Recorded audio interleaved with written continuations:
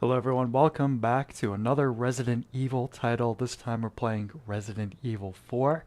A lot of people's favorite game in the series. It's been a long time since I've played through this one.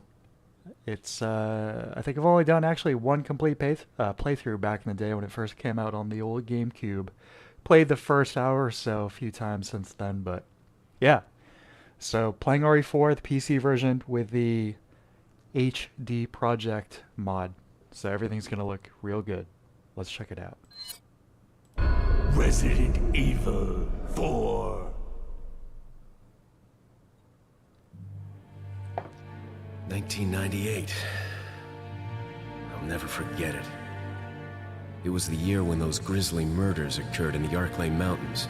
Soon after, the news was out to the whole world, revealing that it was the fault of Hey, True Man, how you doing? experiment conducted by the international pharmaceutical enterprise, Umbrella.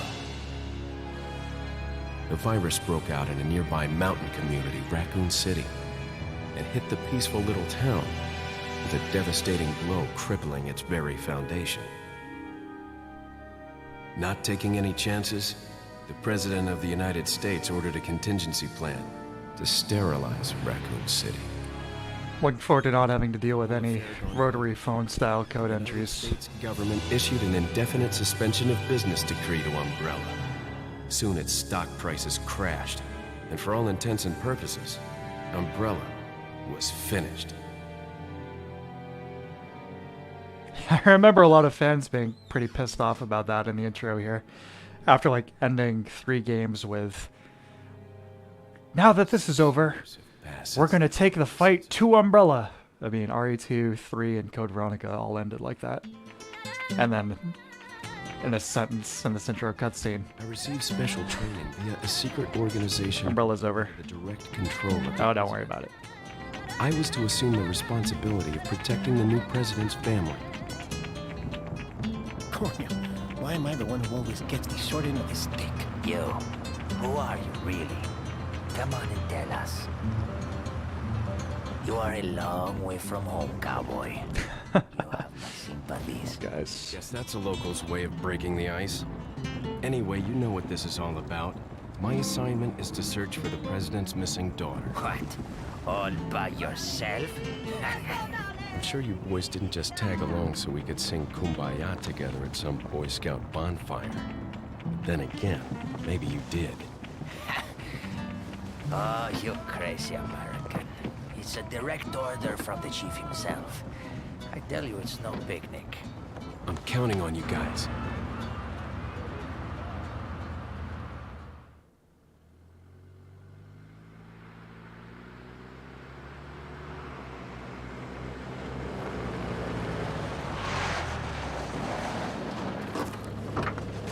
Yeah, that Northern Journey game, that looks really good. It was right before I was to take on my duties of protecting the president's daughter when she was abducted. That's the ultimate reason I'm in this lonely and rural part of Europe. According to our intelligence, there's reliable information about a sighting of a girl that looks very similar to the president's daughter. Apparently, she's being withheld by some unidentified group of people. Who would have thought that my first job would have been a rescue mission?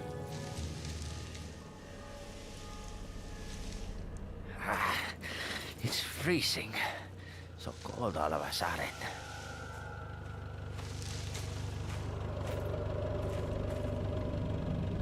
Must be my imagination.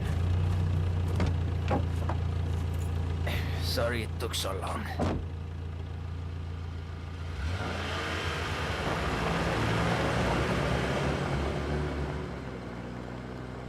Yeah, definitely best month to play RE4. I mean, maybe November too, as things start to get really gray.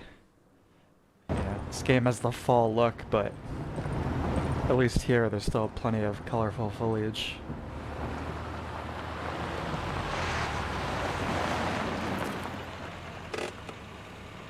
Just up ahead is the village. I don't think I've watched this intro Look around. since the game came out. We'll stay and watch the car. Don't want to get any parking tickets. Right. Parking tickets. Good luck.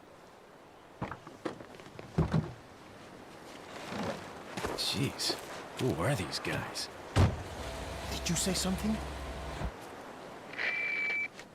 Yeah, then the weird codec thing. Leon, I hope you can hear me. I'm Ingrid Hunnigan. Hey, Victor, man. How you doing? Loud and clear. Somehow I thought you'd be a little older. So the subject's name's Ashley Graham, right? That's right. She's the daughter of the president. So try to behave yourself, okay? Whoever this group is, they sure picked the wrong girl to kidnap. I'll try to find some more information on my end as well. Good. Talk to you later. Leon out. Okay, here we are in game. So, looking pretty good. It was never a bad looking game, but I'm sure you guys are familiar with the HD project that those two guys did. Pretty insane amount of effort.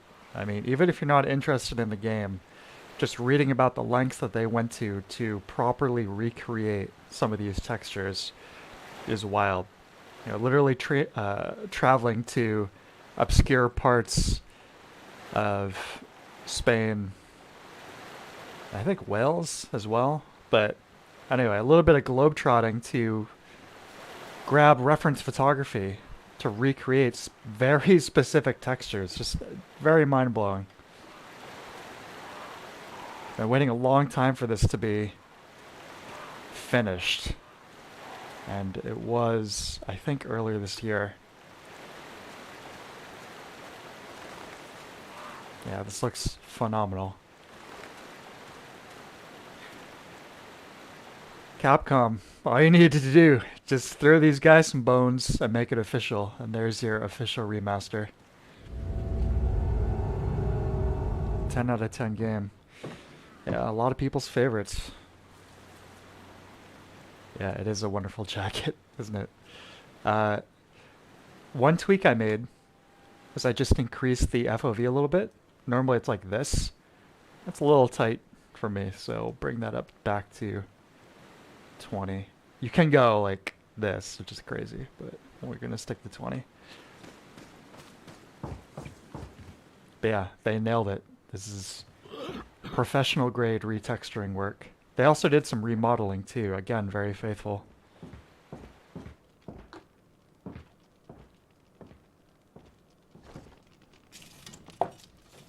Excuse me.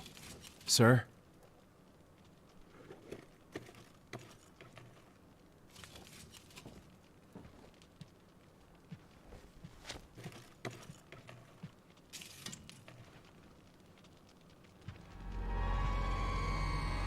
I was wondering if you might recognize the girl in this photograph?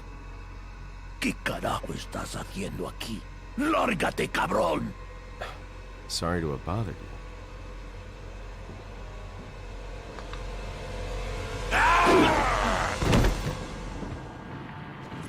Freeze! I said freeze! This piece of music here almost sounds like it'd be more in place in Silent Hill. I mean, it works, don't get me wrong. But kind of industrial intensity.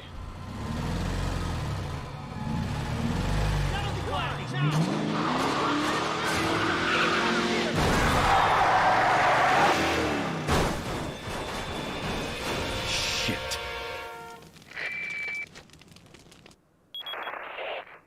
Is everything okay? There was a hostile local.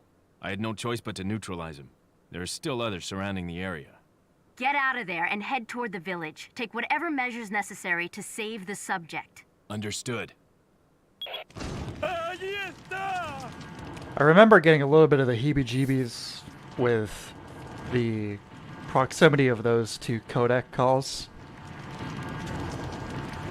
Back when this came out, like, uh-oh, is this gonna be, like, super cutscene heavy? But fortunately, no. Yeah, RE4 and the remakes of the first two games are my favorites.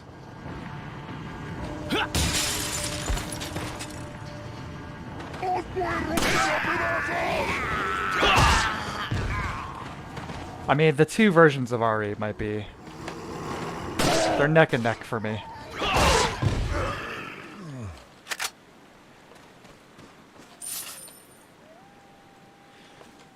Not 1.5. Although that was a cool novelty to check out from a gameplay perspective, it was clear why they restarted. And I'm glad they did. Yeah, RE2, the release game, its remake. And then RE2, its remake, this, and the remake of RE1 are my favorites in the series. Hey, Mouse. Yeah, great game. What's that doggy? Oh.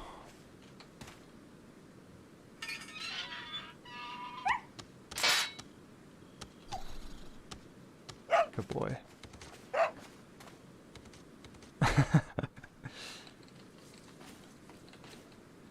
Alright, yeah, you gotta shoot him to disable this. I probably noticed I'm playing with a mouse and keyboard. I went back and forth while I was doing setup for this and like getting ready. So obviously the game was designed to be played with a controller. It's kind of balanced around that, but the mod includes this thing where it just really smooths out the mouse controls. You can see like this nice granular camera movement while I'm looking around. Feels really good. So I think I'll probably be playing like this, but I do have my controller right over there. I want to try that at some point.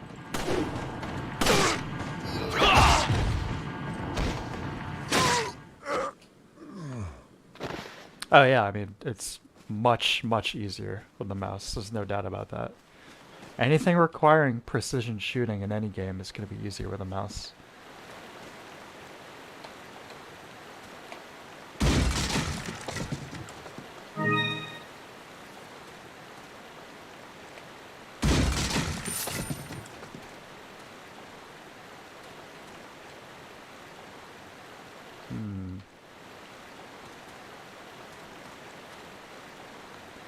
I think this is the one example, maybe not. Why did they kill one of their own, I wonder?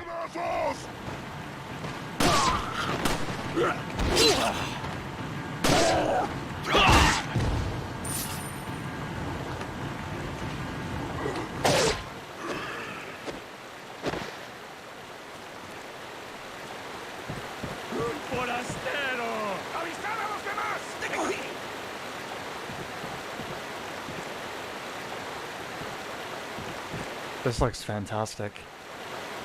Obviously it's a pretty muted color palette, but it all works together really well.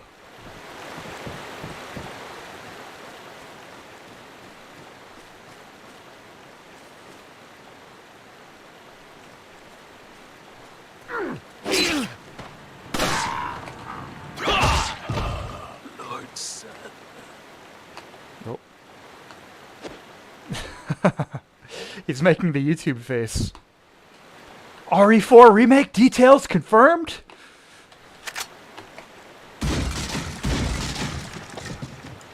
Here's like great quality of life improvement. Do you want to just use that herb that you can't necessarily fit into your inventory?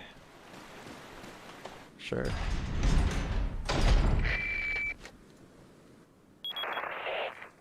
Leon, how you holding up? Bad question, Hunnigan. Sorry to hear that. I'm sending you a playing manual. Hope you find it useful. I'll take a look at it, thanks. Thanks. Reload your gun. Photo. Guys. Yeah, we know.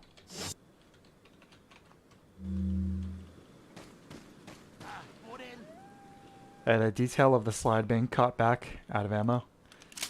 Excellent.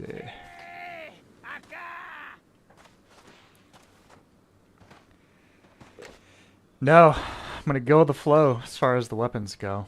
Cabrón. Oh no.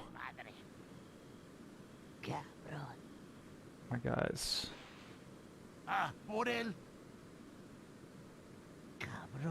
I like the details of these guys still working in the village. They're not just like wandering around, you know, looking to kill somebody.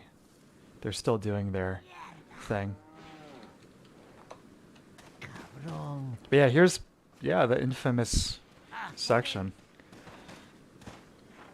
One of the most memorable points in the game right away. Again, establishing a big difference in what the gameplay is going to be like in this game, other than just the difference in perspective and controls.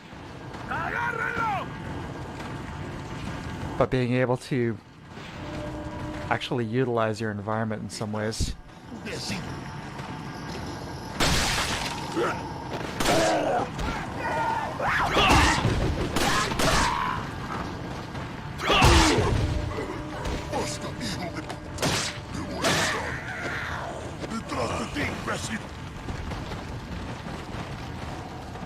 Puedes correr, pero no puedes esconder.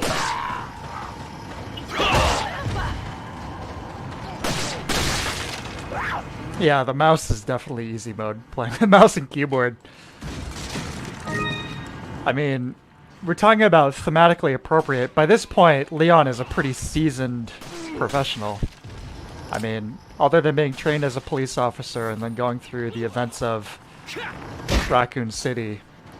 I mean, doesn't it specifically mention him getting, like, special forces training or something?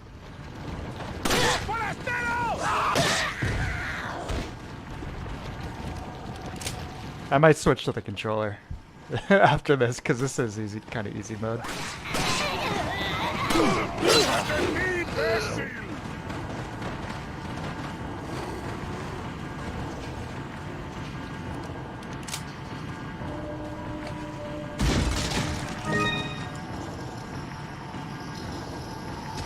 A Souls game, they'd be standing with their weapons drawn, just waiting for Leon. There are some exceptions. Sometimes you get those in the Souls games. I can think of like Dark Souls 1. I mean, even Demon Souls. You have the sections like the Valley of Defilement where a lot of characters are just standing around, kind of like worshipping. Happens in the Tower of Latria too, or in Dark Souls 1 and the DLC in like Dark Root, where you have like the hedge guys like trimming the trees and the bushes or whatnot.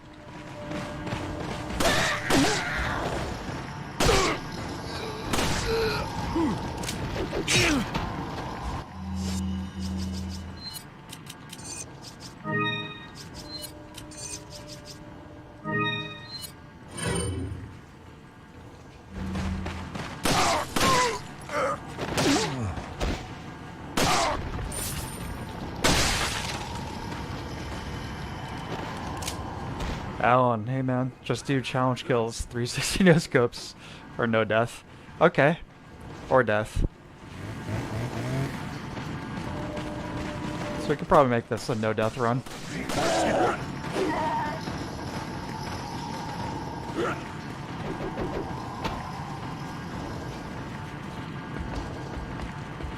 Where's that shotgun?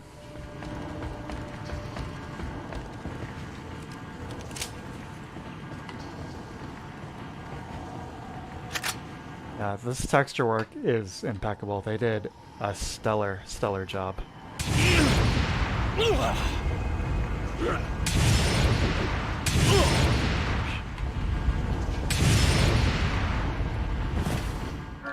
It's almost like the kind of thing where you just... This is like how you remember it looking. You know? That's probably the best possible way you could capture it. Yeah, bang up work, fellas. Lord Sutler.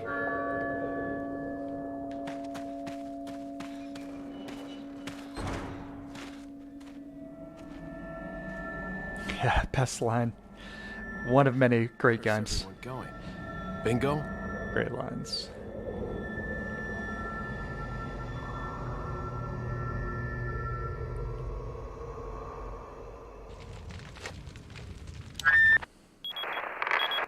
Hunnigan, I have some bad news. I've confirmed the body of an officer. Something's happened to the people here. Leon, you need to get out of there. Look for a tower and follow the trail near it. Got it.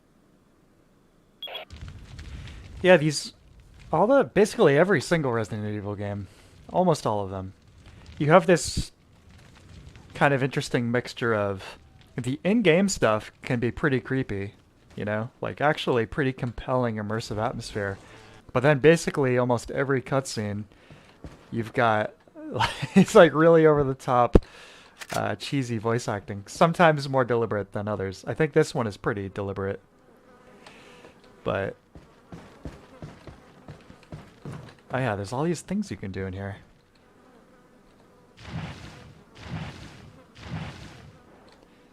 But that's just part of the charm of these games. It's part of the appeal for me, anyway.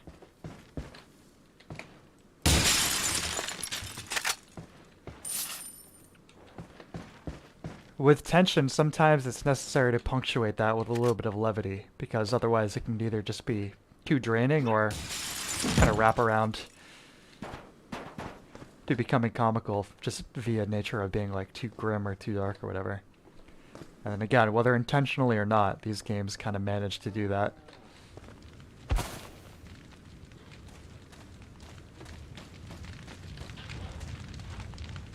What in God's name? If only he'd come with me.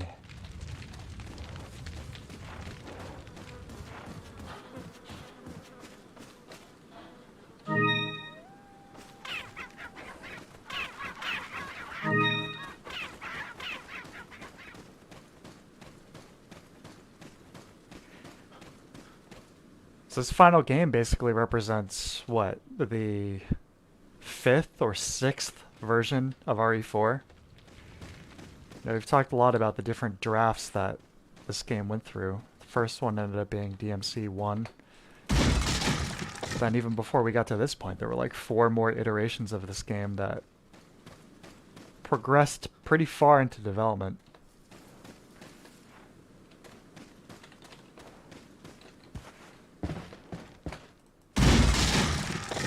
But it's commendable, you know, give props to Capcom for being willing to do that, to finance development, and then if something's not meeting their lofty expectations, then starting over.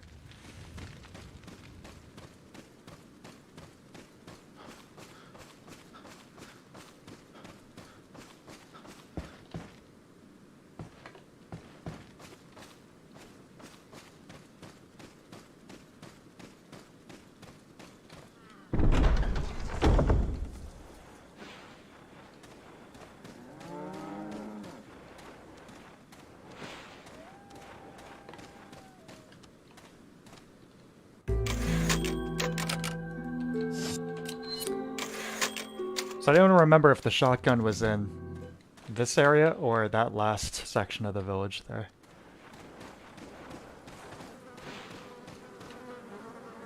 Man, it stinks. That's foul. Look at that.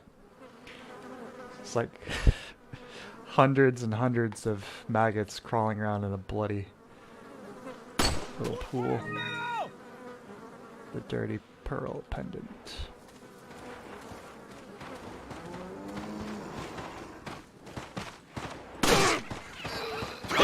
Shotgun is back. Alright, I'll go back and take a look.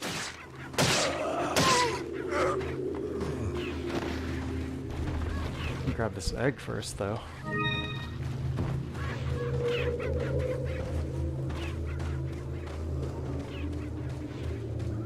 Codex calls get better when enemies hack into the radio. Oh yeah, I definitely remember the Saddler codec calls. It's just like...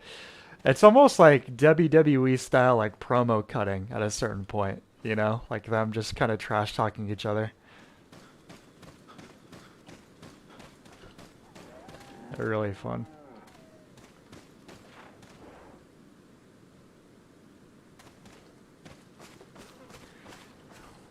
I mean, it's like it says a lot that, like I said, I've only completely played through this game once, but I still remember so many of the lines. Your right hand comes off. Where's the entrance here?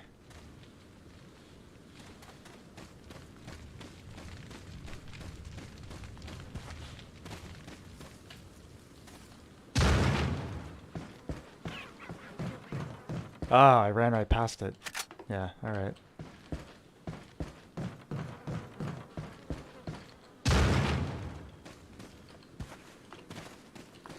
Yeah, it feels really good playing with some mouse and keyboard. But for for the sake of authenticity, sure, let me try playing with the controller for a little bit. Just grabbing my DualShock 4 here. Hopefully this just works.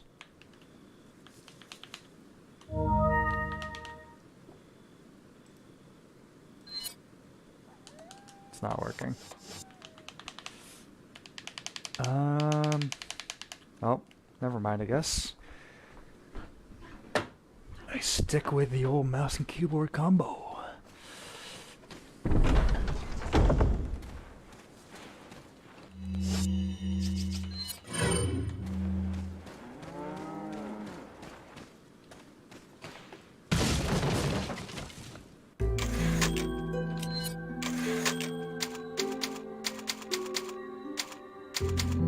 Don't have an X input on hand. Well, that's the thing. Normally the game recognizes the DualShock 4 just fine. But, and I was testing it earlier, I recognized it. Here, let me do this. I'm going to restart the game. Maybe that'll do it. I'll try to make that really quick.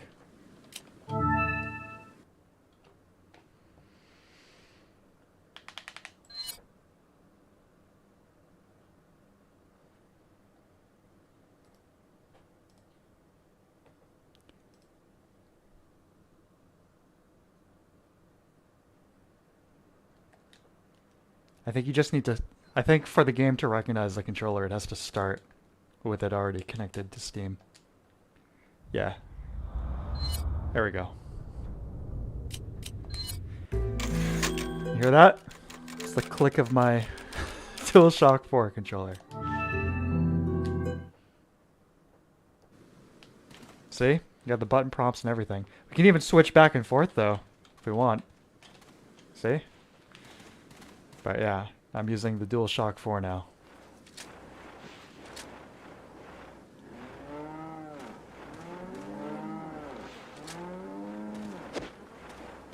Alright.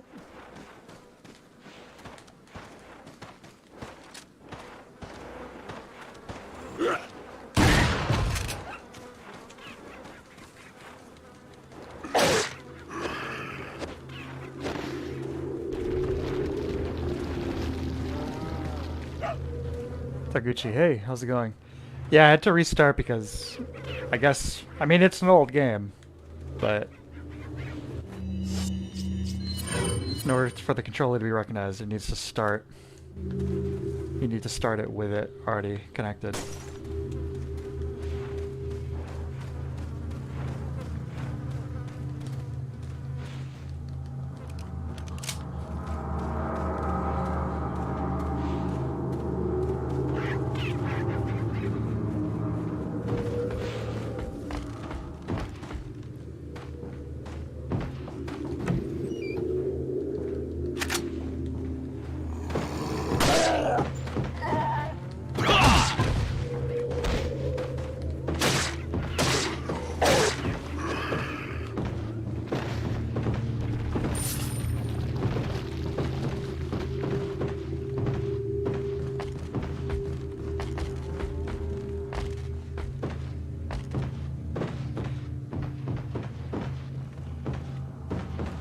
A lot of games do this, but there's kind of an automatic adjustment of the FOV depending on the setting that you're in.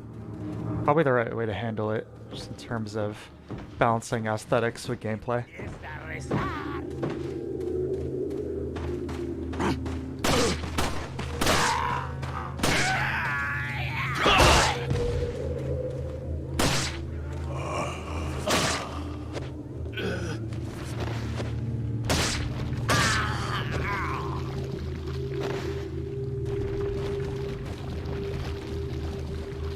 Mouse or not, Leon S. Kennedy is a killing machine. I'm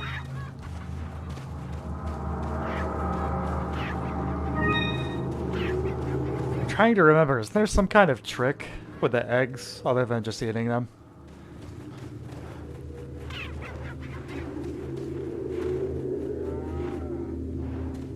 Like trade them with somebody or cook them or something? I'm trying to remember here.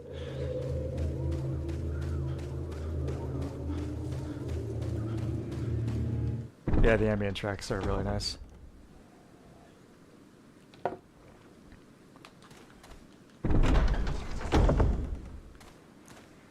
Missed the treasure in the well. Hmm.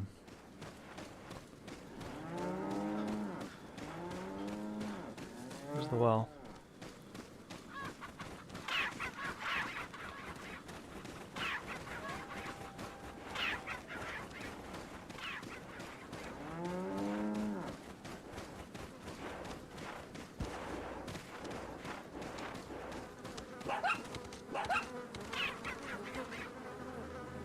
Yeah, similar to that woman's corpse. To wonder what was the fate of these guys. Why were they killed or rounded up? Oh, I already got it. Okay, great.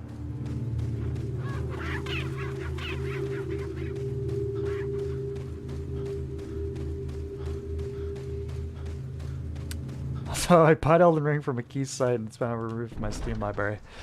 Uh-oh. That's not good. Which site did you buy it from?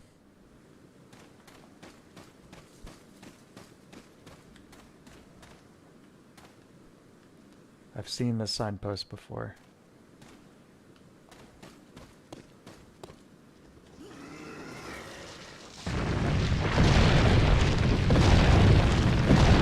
Look at the remarkable speed that Leon picks up during this section.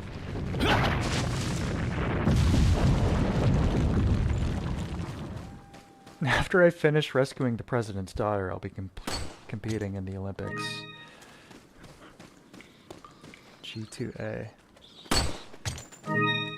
Not giving Miyazaki the full US $60. Shameful.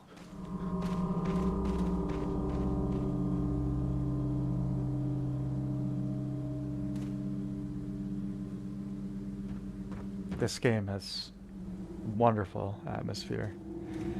This is so good.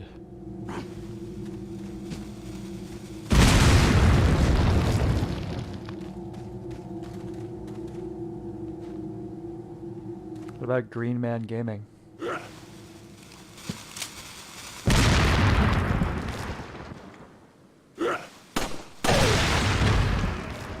Love those trick shots. All the fun little things you can do, shooting weapons out of the air. That's really awesome.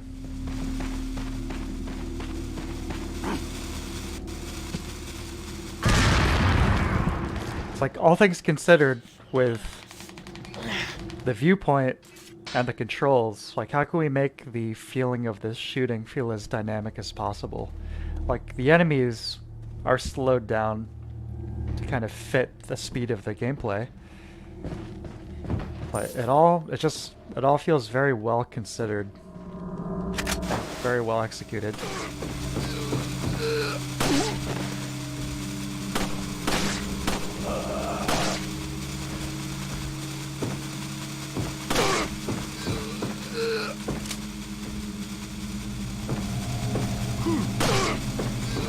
The unstoppable. There we go. I was wondering, that was a long fuse.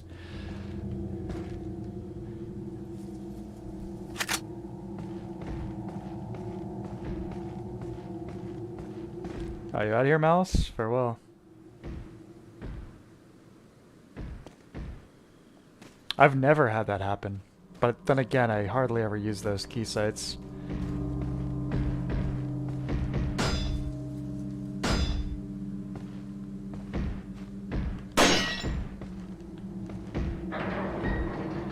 I started another new file in Elden Ring, and my enjoyment has once again gone back up compared to my last build.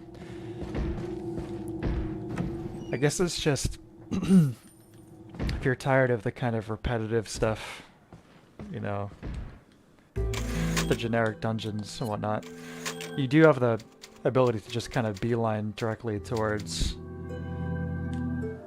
the legacy dungeons, so to speak. In which case it kind of resumes form of the classic Souls games. Yeah, that new patch is really good too. That's really, really promising. It's like separating the PvP versus PvE scaling and whatnot. That's such a no-brainer. Definitely the way to go. Yeah, I heard there's some stuff added which suggests that there's DLC coming, but I mean, we all thought it would be, so.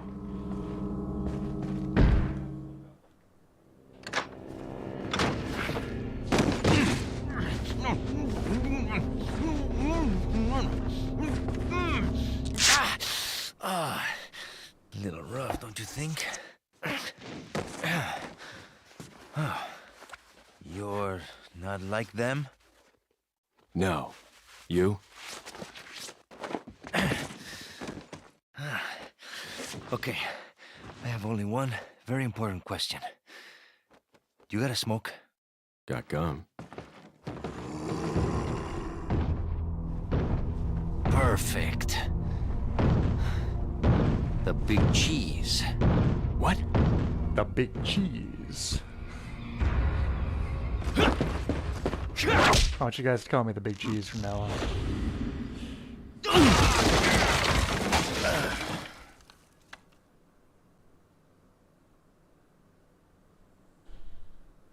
Hit ratio 86%. That's what we like to see.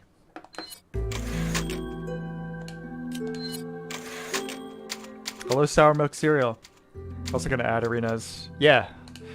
Those two seem so, Feeble humans, let us give you our power. Ow. I was gonna say, the Colosseums in Elden Ring kind of stuck out like a sore thumb. You will become unable to resist. Got one in each region, but not able to actually access any of them. I always figured it was gonna be DLC stuff.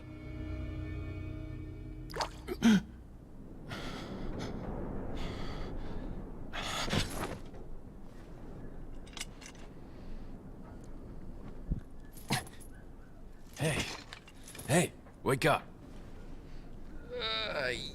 Yay.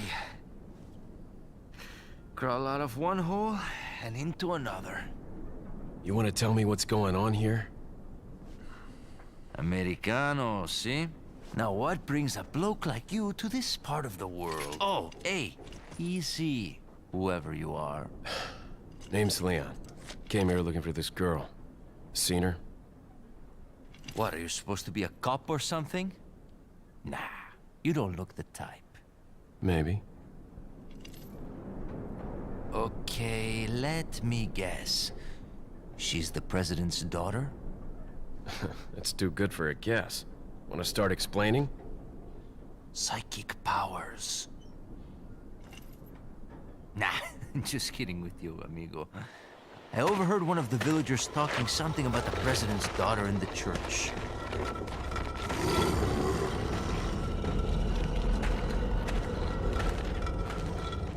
And who might you be? Me llamo Luis Serra. I used to be a cop in Madrid.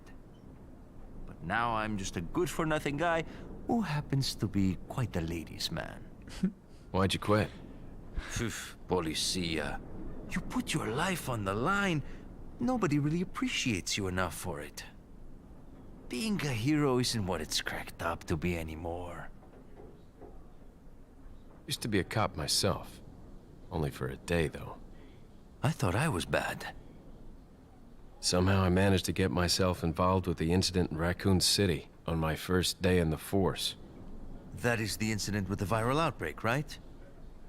I think I might have seen a sample of the virus in a lab at the department. Hey boy, I'm not dying. Do something, cop! After you. Now!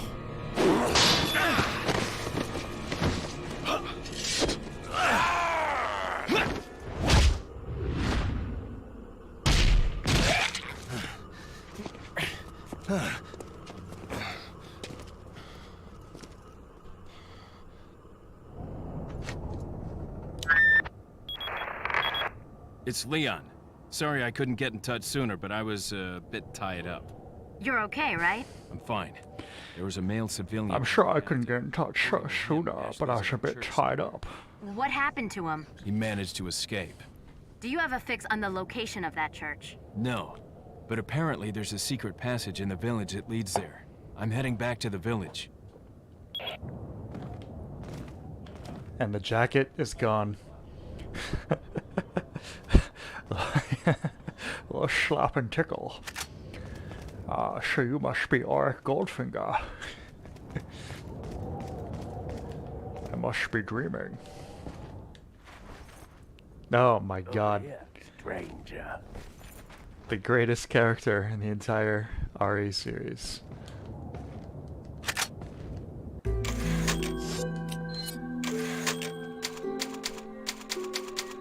Yes, yeah. Yes, exactly, Victor.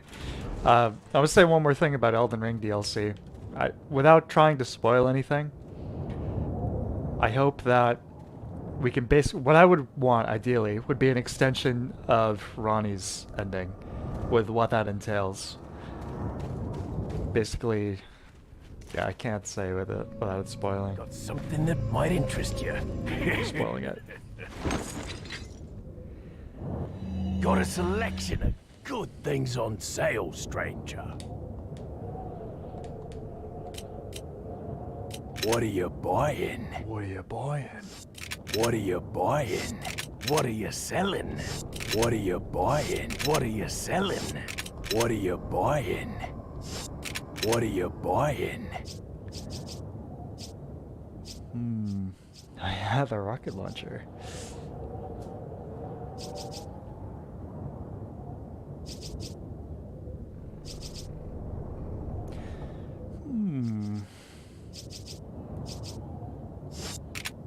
What are you buying?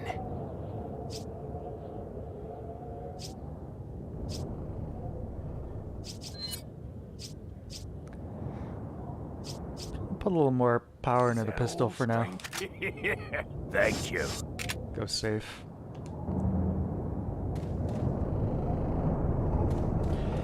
Not only does this guy never get an explanation, as far as I'm aware, it always pops up in all these different moments, he also brings this little torch around with him, which I know is, you know, probably just a visibility thing. Like, hey, don't cap this guy from a distance, it's the merchant. But it's kind of a fun little detail there.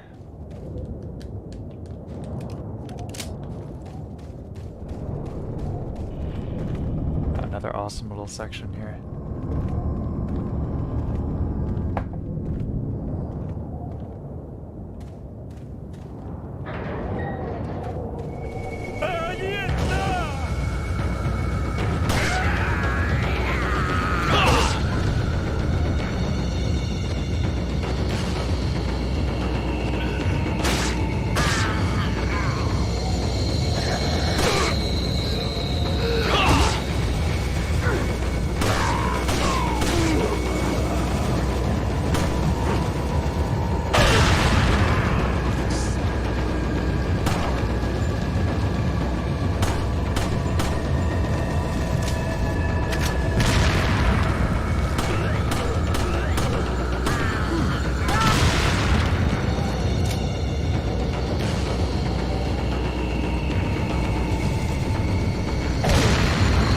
Yeah, this music is awesome.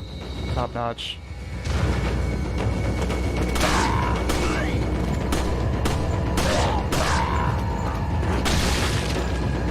The controls, of course, wonderful. Just really making sure those core gameplay mechanics are as well executed as possible.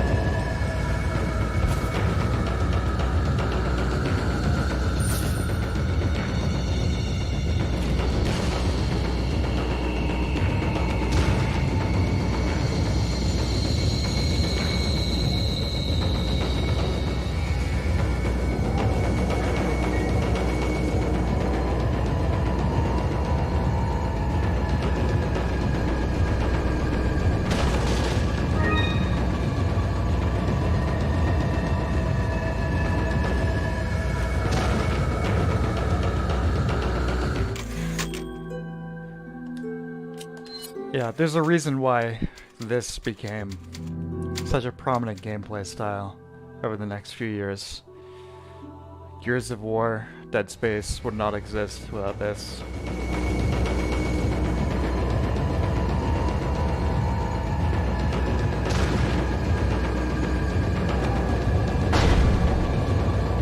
Just absolutely nailed the game feel.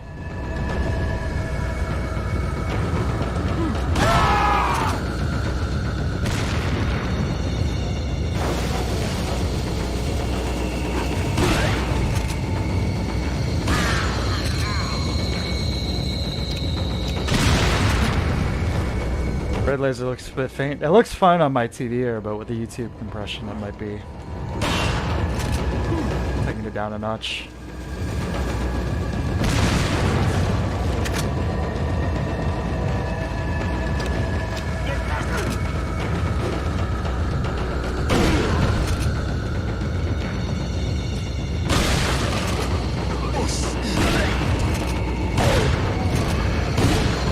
This is so good. Oh my god. Guys, nailed it. Controls so fluid. Animation's so good.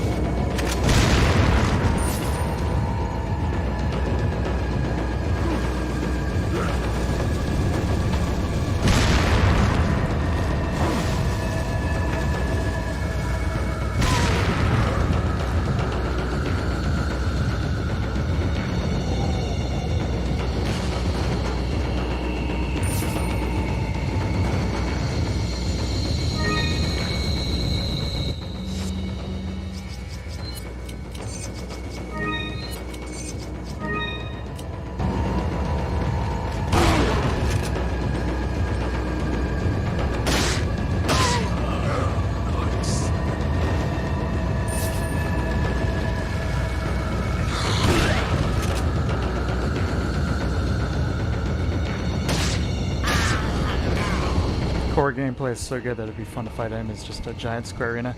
Yeah, absolutely. It's that stick figure game design I mentioned before. You strip away all of the aesthetics of this game, which are admittedly very, very good. You would still be left with something that is just mechanically very well designed and fun to play. But on top of that, you get all these wonderful presentation elements that are executed very, very strongly.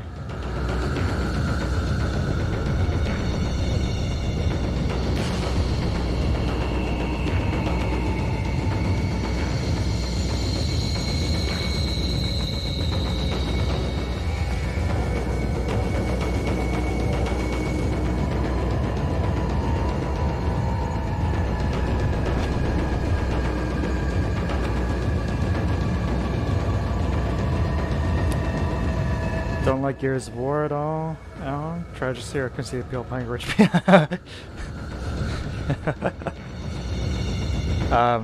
yeah, I was never crazy about Gears either.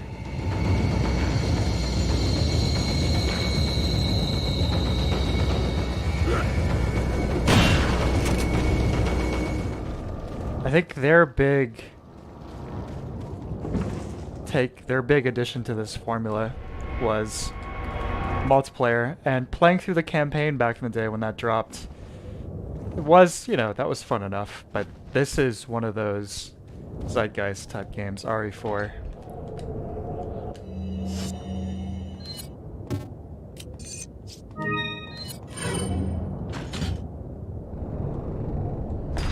Obviously, Capcom themselves, you know, kind of, they tried to chase this formula with RE5 and 6. Kind of diminishing returns. Is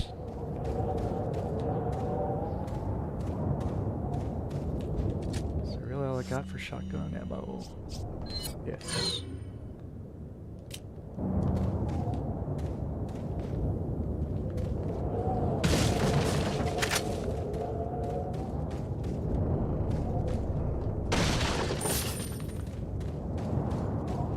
Right, the cover system.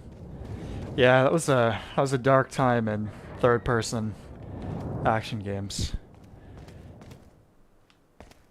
Encouraging you to be as stationary and reactive as possible instead of proactive. Not a game design philosophy I'm particularly a fan of.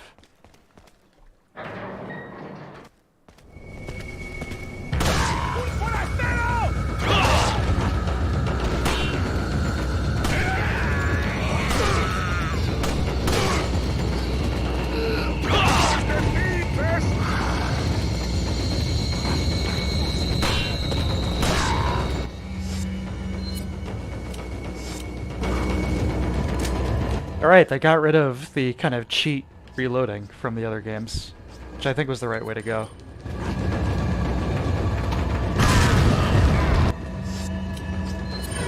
More reloading in the menus.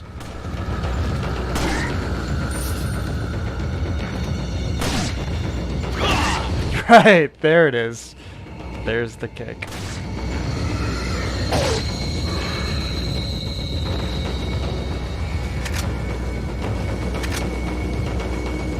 Whack-a-mole type gameplay, cover systems, regenerating health, only being able to carry 2 weapons at a time. It was bad. It was real bad.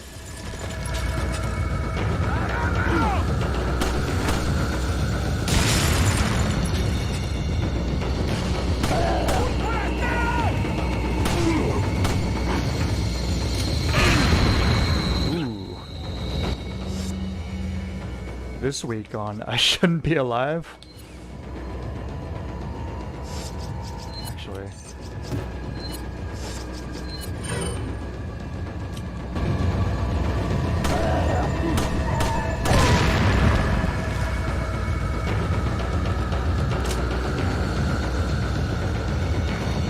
Oh.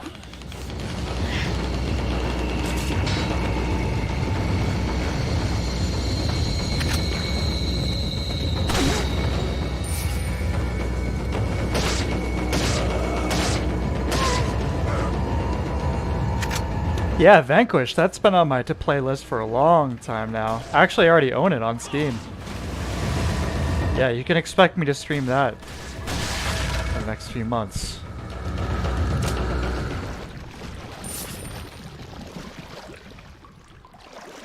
Great sound design here.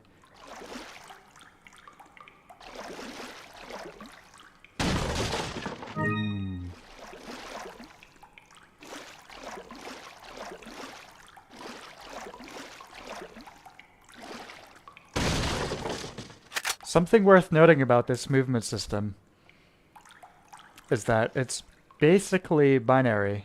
You know, you're utilizing the analog stick for movement. You can use the D-pad as well, you know, like the modern setups, but there's no granularity. It's a total binary state. Either you're stationary or moving, and then if you're holding down the run button, you move. So, interesting decision. Obviously, that's maybe kind of like a vestigial element of the classic RE control scheme. Not necessarily a bad thing, though.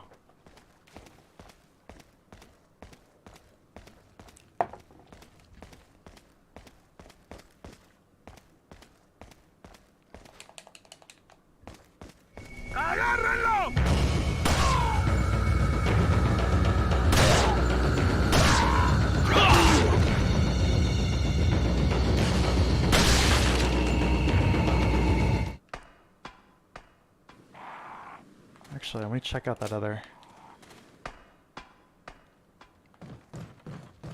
Go down here. The fish!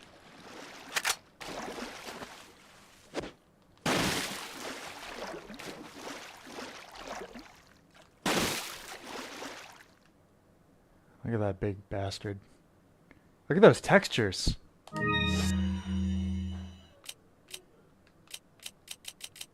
He's really big. Wow. Okay. It's time to play a little inventory Tetris. I'll eat this egg.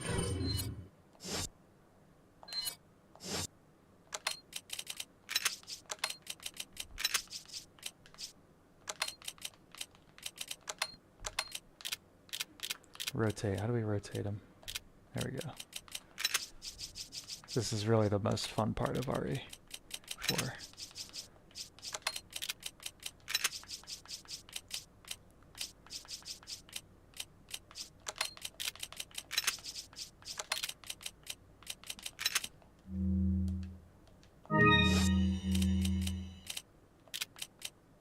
Wow, he's big.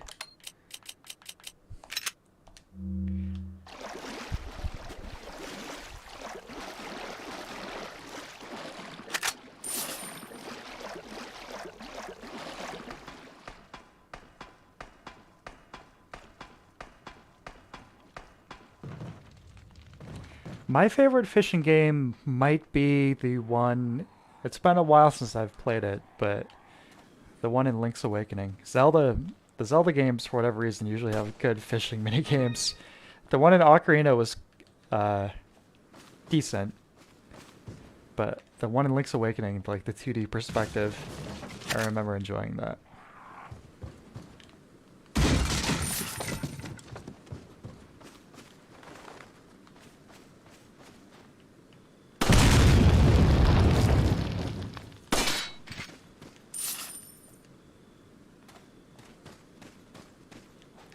You could shoot the planks on those wells to stop them getting dirty. Really? Neat.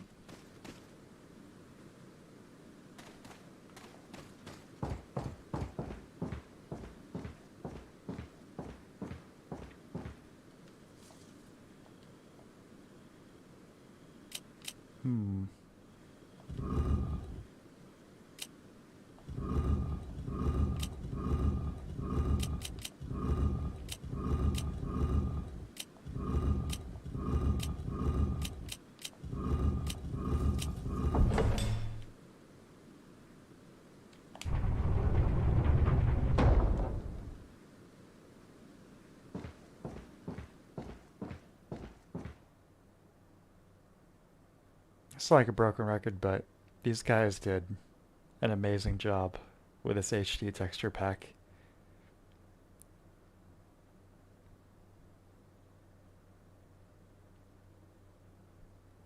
Really nice stuff.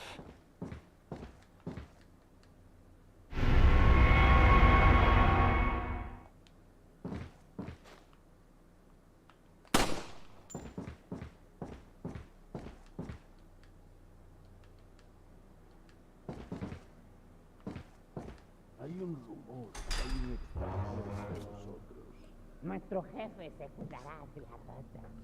Si la plaga es mucho mejor que la peste. Tienes razón.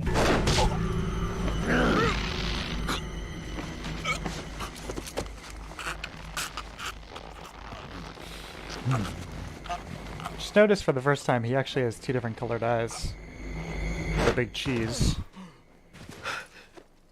You carry the same blood as us, it seems. Nevertheless, you're an outsider. Just remember, if you become unpleasant to our eyes, you'll face severe consequences. Really, the only visual element that with this that's a little messed up is the depth of field effect, but that's not this mod, that's just the game in general when it's being rendered at resolutions higher than 480p. Very small detail.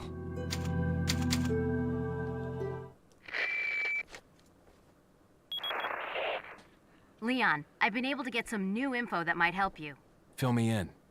Apparently, there's a religious cult group involved. They're called the Los Illuminados. Los Illuminados? That's a mouthful. Sounds like Anyway, when my I mom had is attempting to unexpected order run-in with the Mexican big food. cheese of this Can I village. get that Los Illuminados? Yeah. But he could have killed me, but he let me live. And he mentioned something about me carrying the same blood. You want as anything at whatever Chipotle? that means. Carry the same blood. Huh. Sorry, Ma. Interesting. Anyway, there are more important things than solving riddles right now. You're right. Hurry and find that church, Leon. So go back to the door you came from in the next chapter. Okay.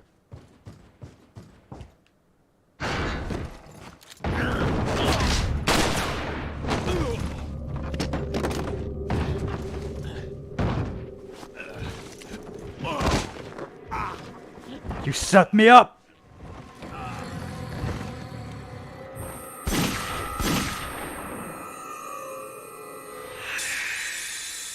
Oh, it's Ada.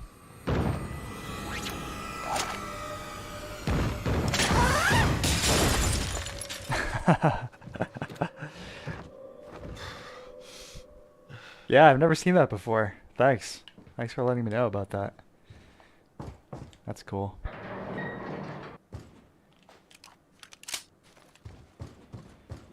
Ada's a great character. Yeah, Leon, maybe I'll call you later. I've got some business to take care of.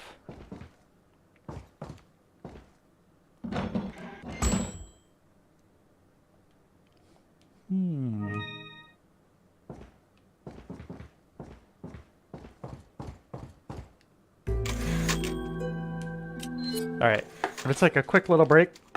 I'll be right back.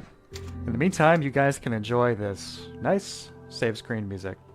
BRB.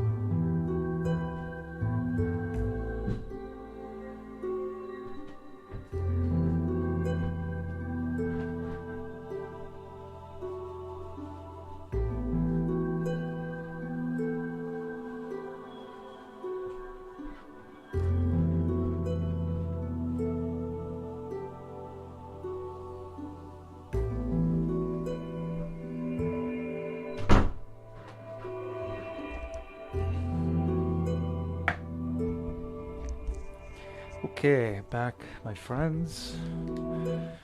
Let's rock.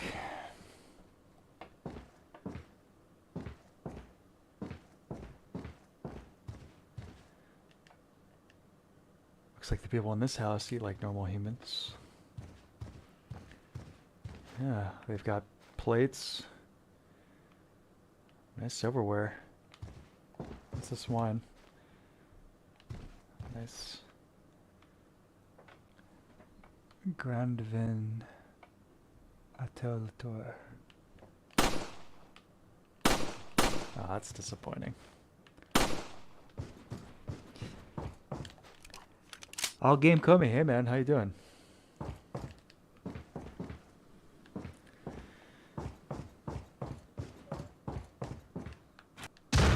Do I only stream films that I've seen before?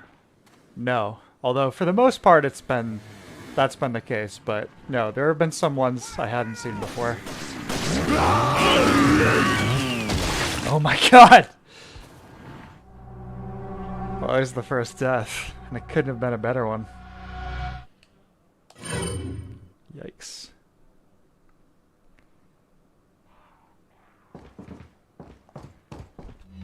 I think I recall reading that that was actually censored in the Japanese version. They have a big aversion to decapitations in media.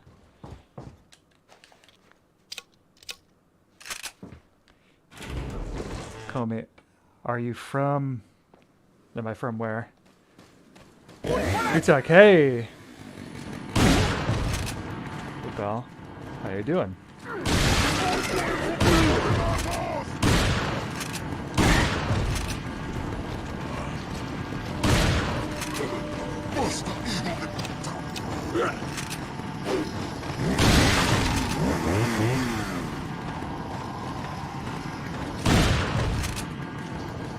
Shotgun just absolutely obliterating this guy.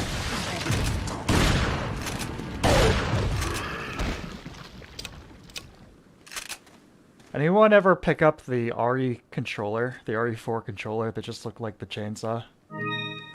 I was always curious to see. I mean, it looks very uncomfortable, obviously, but I'm curious to know how it actually played.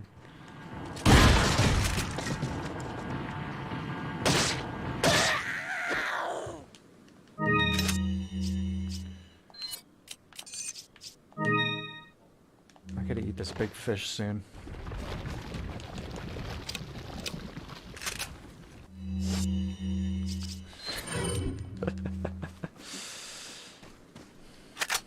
Alright, that's a grenade for sure. Un forastero!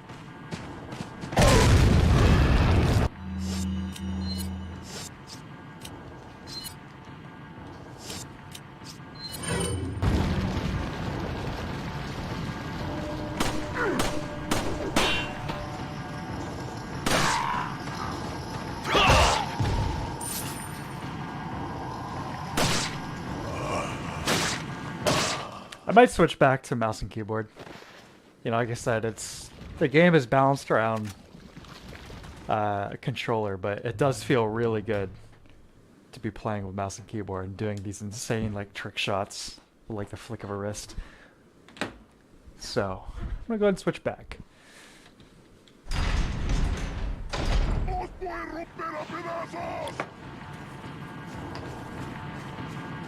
Plus that slight, nice little camera movement with the mouse feels really good when you're not aiming.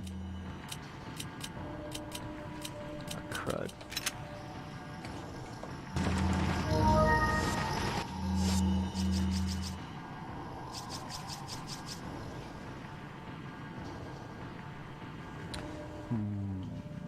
I guess I'm not picking that up.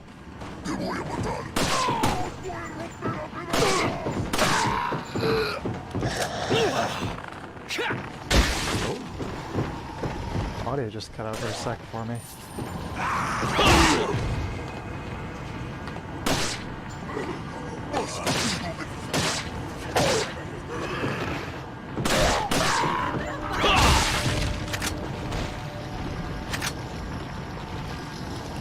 Have I tried aiming with gyro?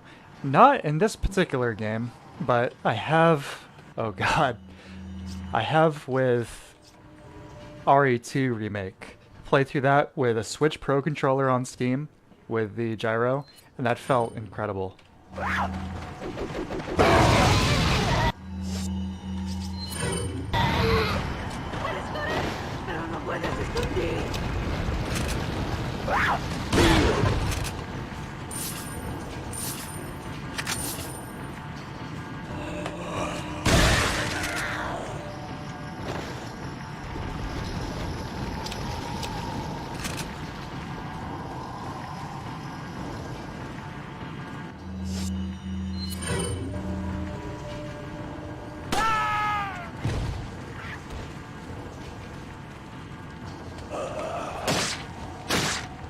The knife is so good in this one too.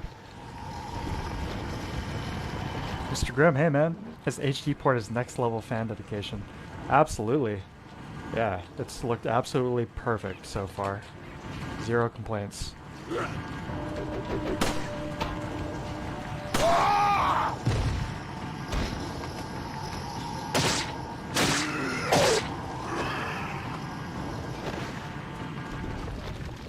Yeah, gyro, I think is the perfect midway point between traditional controls and motion controls.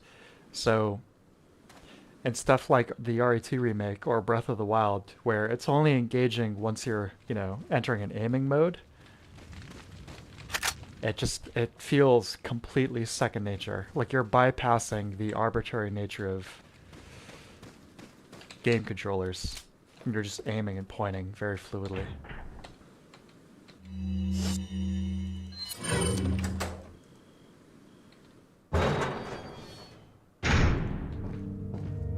Oh yeah, this track.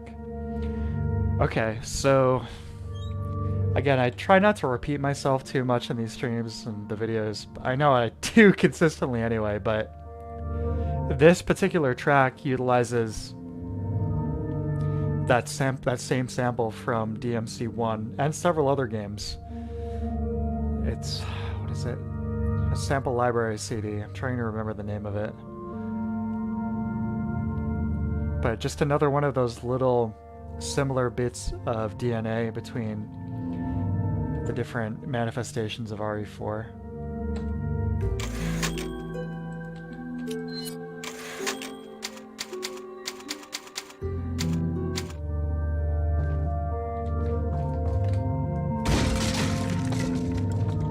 Adrenaline shakes. See, I like stuff like that. Like getting a jump scare and your aim goes like, whoa! As a result, you know? I like that.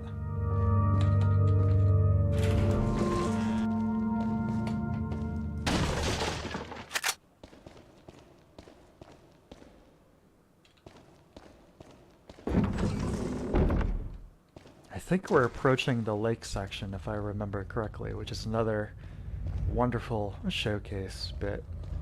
Great set piece.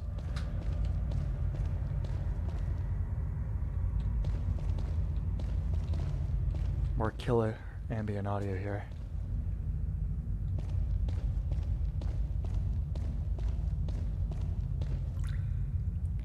Scram honestly played PS2 port last year and wasn't that bad, but far less desirable version. RE4 is kind of like pizza. No matter what version you play, it's still good. So yeah, if you're gonna play RE4 and you have access to this PC version, definitely the way to go. Between the controls, the modding ability, the performance, the resolution, and being able to utilize this HD project texture pack. Got something that might interest That's, you. I mean, inarguably definitive. Got a selection of good things on. What are you buying? Let's see. What are you buying?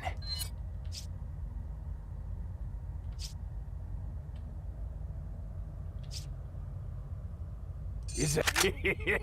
Thank you.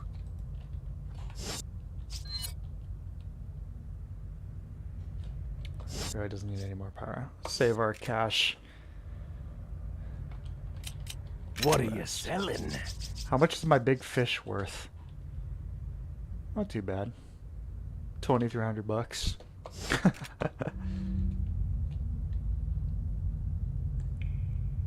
Yeah, look at these textures.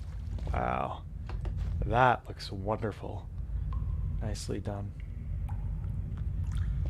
Tandoori chicken pizza. I haven't tried that.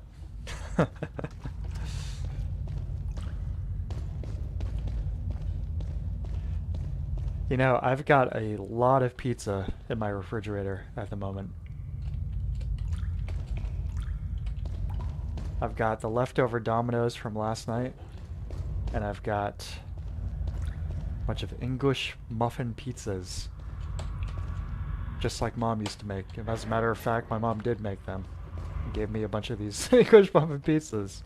So that's what I'm gonna be doing after this stream. Just eating various types of pizza.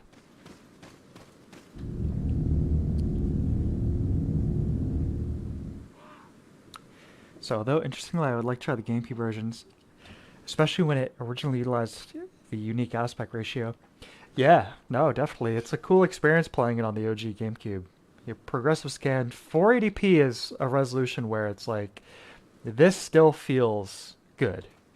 3D stuff at 240 can be pretty off-puttingly low res, just in sheer terms of understanding, you know, your environment. But 480p is solid.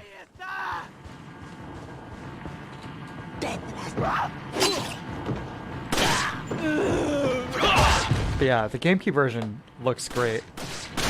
It's one of those games where the lower resolution actually kind of adds to the atmosphere. Like, I definitely love seeing this in high res in 4K, but it kind of almost gives it this grungy grindhouse aesthetic. Trying to get to the egg there. There we go.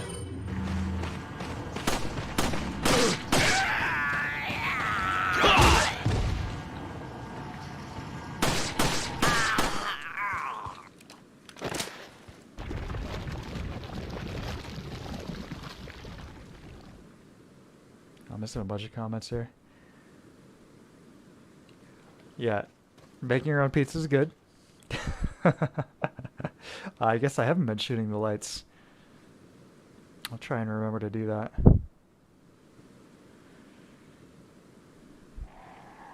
Grim, what kind of scaler do you have? I'm rocking the OSSC.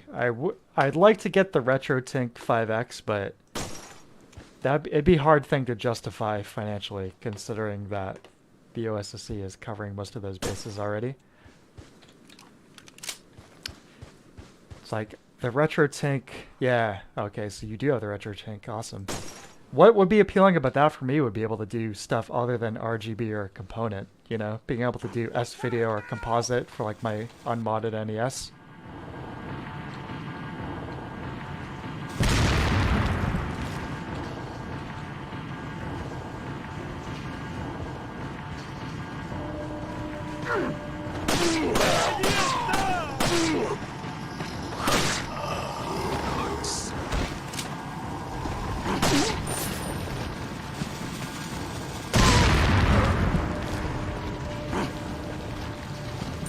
The other thing with the OSSC that isn't so great is how it can handle 480i, which basically means 90% of the PS2 library is not going to look super hot for the viewers.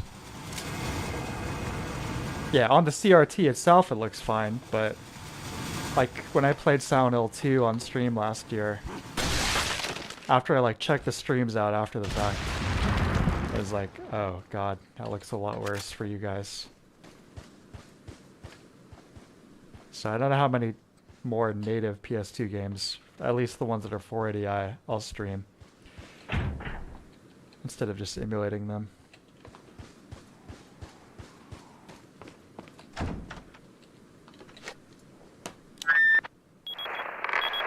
Hunnigan, it's Leon.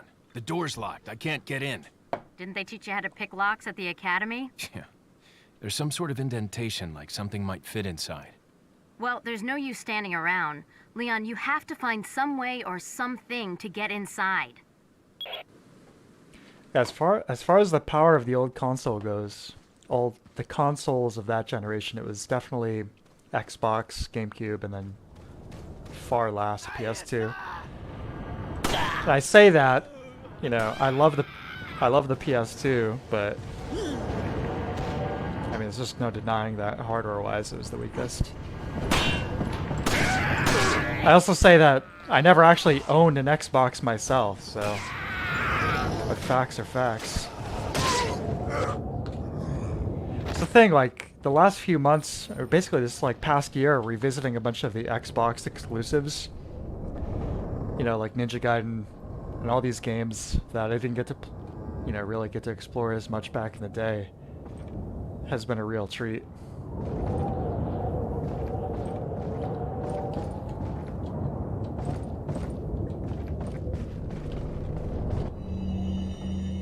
Closure of the church.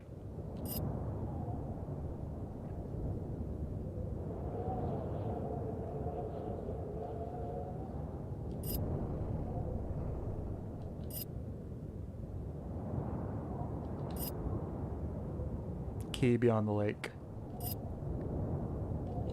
Yeah, I love this section. Fantastic atmosphere. Oh!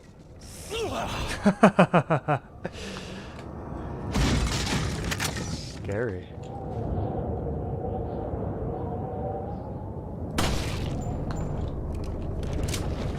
Interesting how Dreamcast cached in VH. Yeah, it is insane because the majority of Dreamcast games can output 480p, and then PS2 rolls around, and that becomes almost a novelty in terms of how often you actually were able to utilize it. Fortunately, Xbox and GameCube, most of those games can do 480p, but now, and in terms of power, the Dreamcast was definitely less powerful than the PS2, but it's kind of a apples and oranges thing in some cases, because PS2 is more powerful on paper, and in most cases, yeah, it can do more, but more games, like I said a second ago, supported progressive scan, and it just seems like the actual DAC in the system, converting the digital to analog signal, was just like a better quality one. Like the Dreamcast VG output is just very bright, like high quality, beautiful contrast, nice bright rich colors, and it's not just like an art direction thing. Anyway.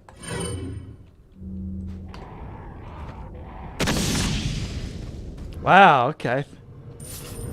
My man. Hooking me up. Thank you.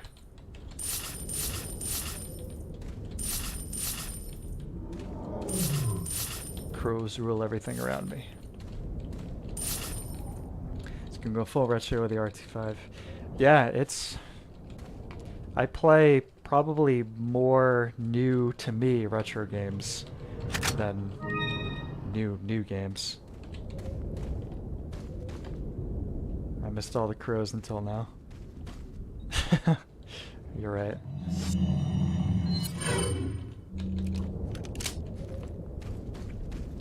Sometime in the next week, one of these Halloween streams is gonna be a retro marathon stream featuring a bunch of spooky themed retro classics. Basically, I'm just waiting for my Sega Genesis systems to get mailed back to me, because I've got somebody working on those yet again. Otherwise, it'll all be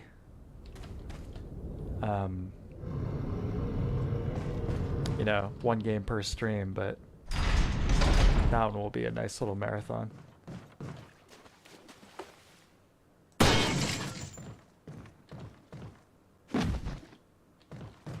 Splatterhouse. Yeah, I played Splatterhouse 2 and 3 last year. I could revisit one of those. Oh my god, look at all this stuff. Look at this.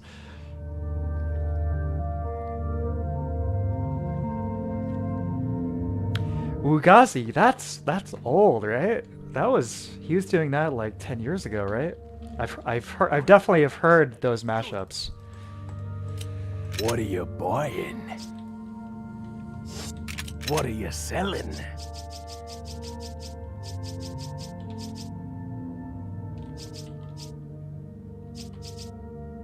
Oh wait, before I do that, you could stick the gems in the necklace, right?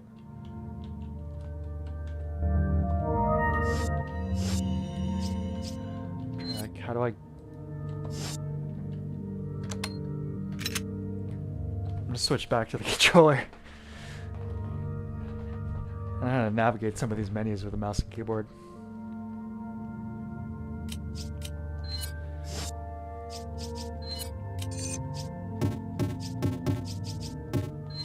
Maybe not. What are you selling? Ah, I'll buy it at a high price. Thank you. Is that all? Thank you. Is that all? Is that all strength? Thank you.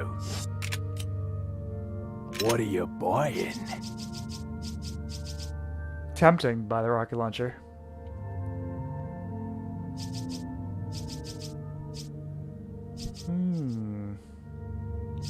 Not really interested in the rifle. What are you buying? Buy the bigger attaché case. Thank you. What are you buying?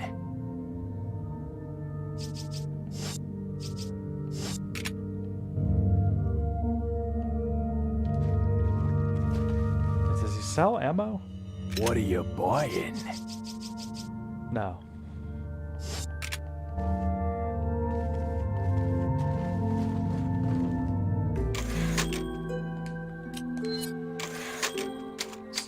Grim, surprised how under the radar Splatterhouse went when it came to Pick and Gore. Yeah, if it had been on the SNES, I think I probably would have been absolutely crucified in terms of like exposure. But yeah, it went under the radar.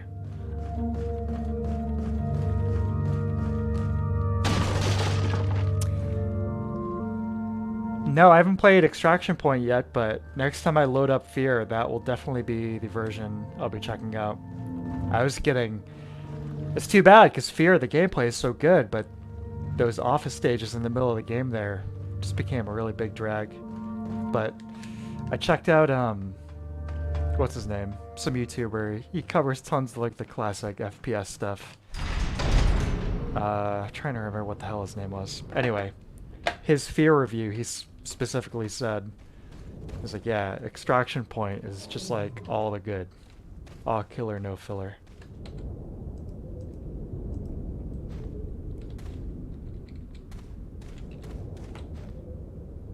Alright, I'm switching back to mouse and keyboard.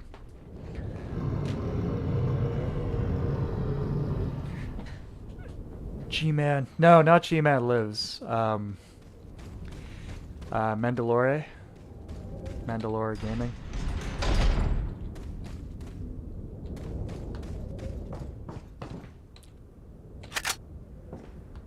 I also watched his review for whatever... I forget what it's called now. Shogo? It was the Monolith game they made before Fear, the like mech game that kind of tried to take like a Japanese animation styled art design. Can't see myself ever playing that one, to be honest with you.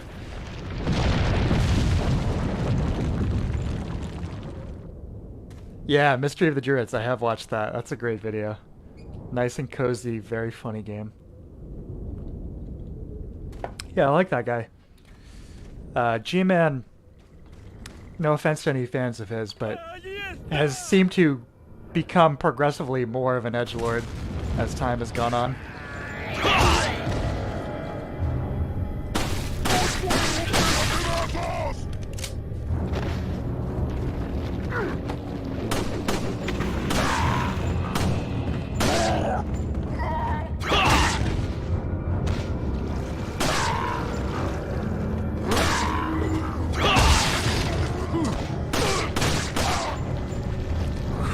Oh shit!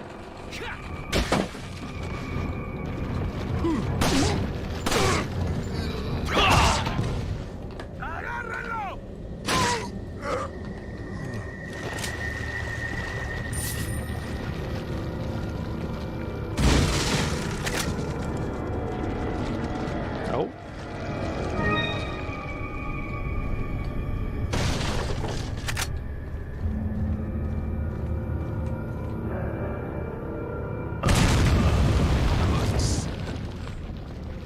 It's a testament to the quality of these controls that it still feels so nice with mouse and keyboard.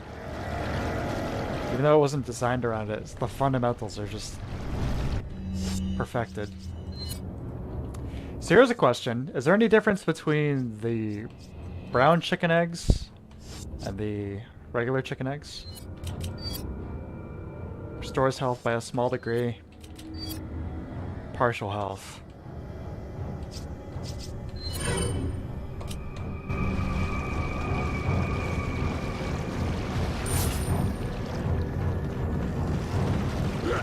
Yeah, finding out about new indie stuff is always good.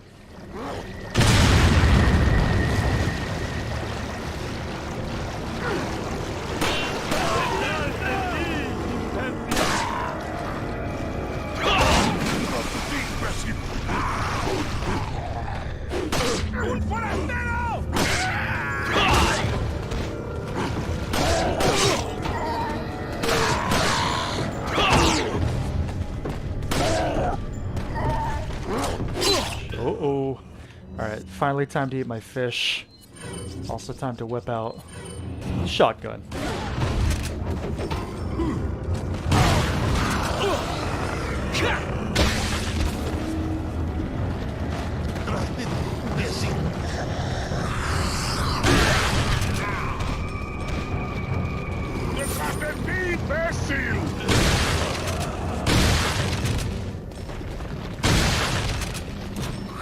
Oh no!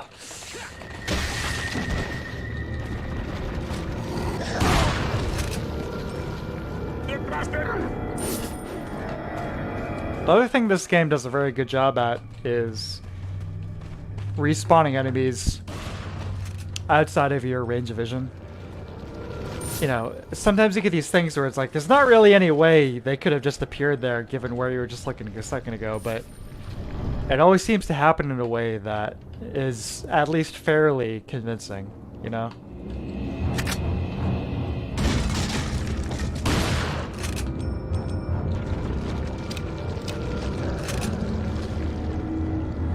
So if they're more at the farmer's market when they're brown, another 50% if they're flecked with fecal matter. He had me going for a second there.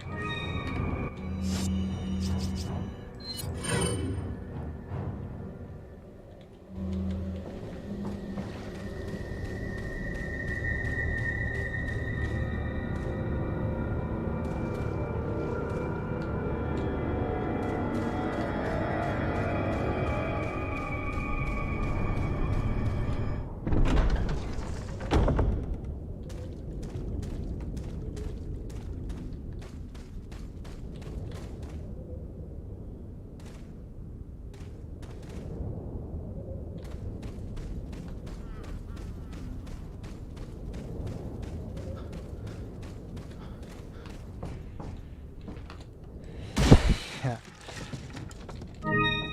Cancel Star Trek game, huh?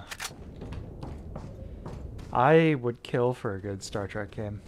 Essentially what I would want is basically just Mass Effect, but with a Star Trek setting. And then having like ship battles.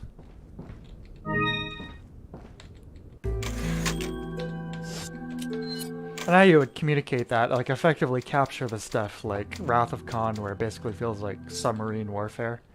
But if you could manage to combine those two things, I think you'd be really onto something. Gonna shoot at the lake for the Easter egg? Well, I wasn't planning on it, but since you mentioned it, sure.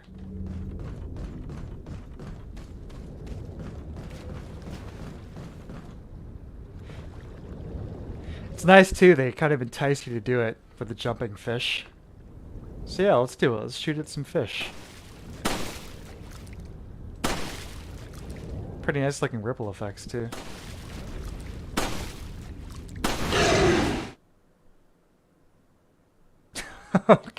I think I cut that a little short because it happened so quickly. I was still clicking. Let me try that again.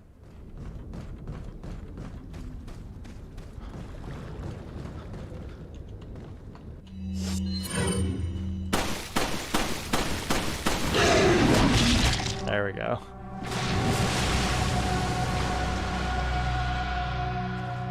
It happens so quickly, which is unusual for most of the scares in these games. You know, there's usually like a second of build up, but that just immediately you're dead. Matthew Matosis, huh? What was his reaction? You managed to get a jump scare out of him. I feel like I'm not super susceptible to jump scares, but I feel like that guy is probably bulletproof.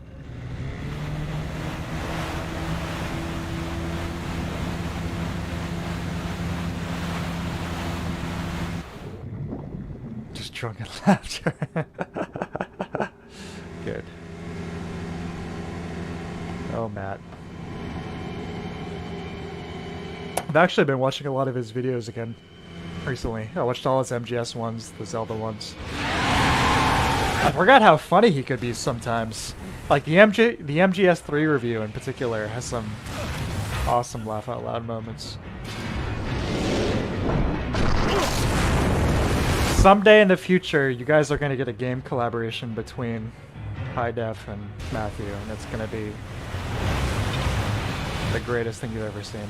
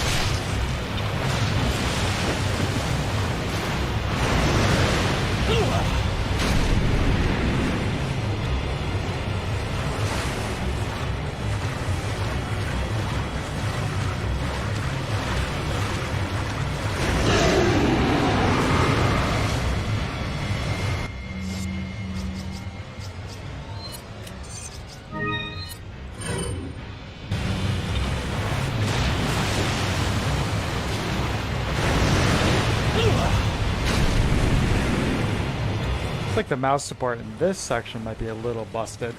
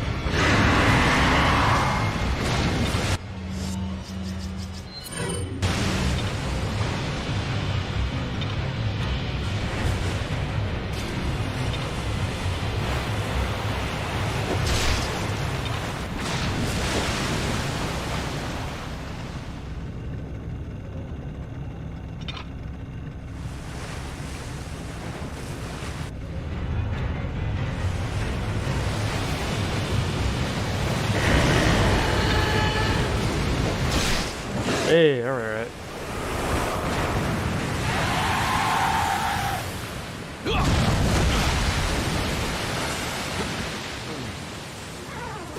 Yeah, Captain Kirk, consummate ladies man.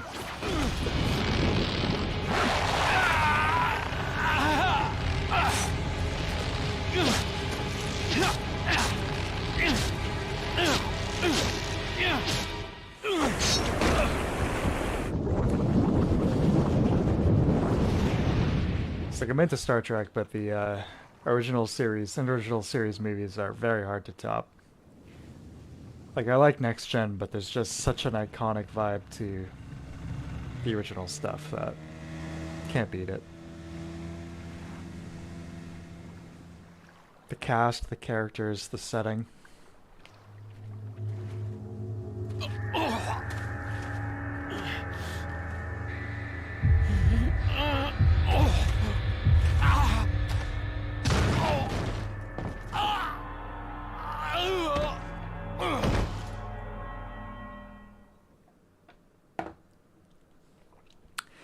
You know, it's I think the big thing with the OG series is that it feels like the exploration of space is truly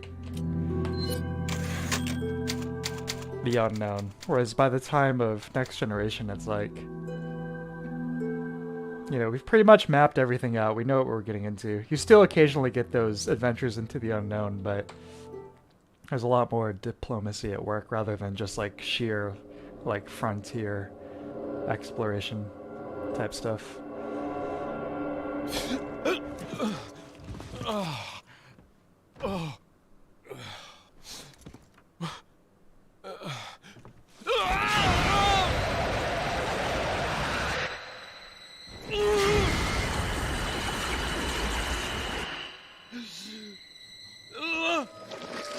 my god.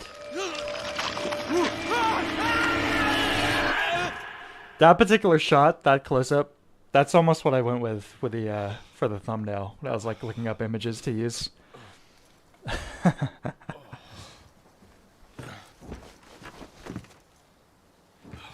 spared you guys. What was something a little classier? Leon, it's been 6 hours since our last transmission. I was starting to get worried. Don't you mean lonely? Anyway, I started to feel dizzy, and then I guess I must have lost consciousness. Lost consciousness? Maybe that has some connection to what the village chief was talking about. Can't say. But I'm all right now. I'm gonna continue my mission. No, I haven't watched Farscape yet, but it's been recommended to me before by Spoon, who's a big fan. I probably will. Eventually. Not probably, I definitely will. Eventually. Are you into that? Victor, Kirk, Spock, McCoy, such a goat trio. Yeah, man, absolutely. Like I said, it's not just it's the characters, the casting, and then the writing. It just really all came together perfectly.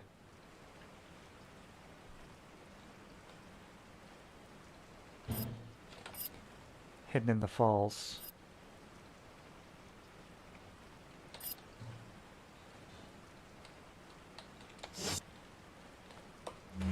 Next Gen is close for me. I mean, in terms of quality from episode to episode, Next Gen is probably the superior choice. You know, it's like there's not as many just straight up like bad episodes as maybe as the original series, but maybe the highs are higher. I don't know. Next Gen is great too.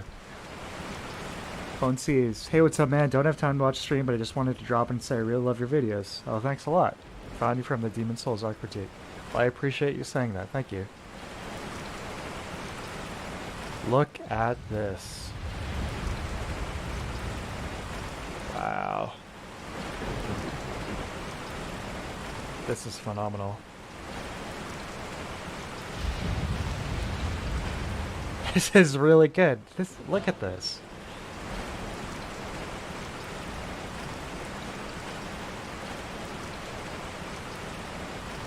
I mentioned when we first started about the use of desaturation as just kind of the, you know, an artistic choice. But the degree in which you utilize that, how far you go, a very, very delicate thing. And this, my friend, nailed it. Gorgeous scenery. Sound design, incredible too. It's probably not going to be audible to anyone not utilizing headphones, but the sounds of the rain in both the environment, but then also landing on Leon's shoulders here, are all audible, and it's very, very convincing.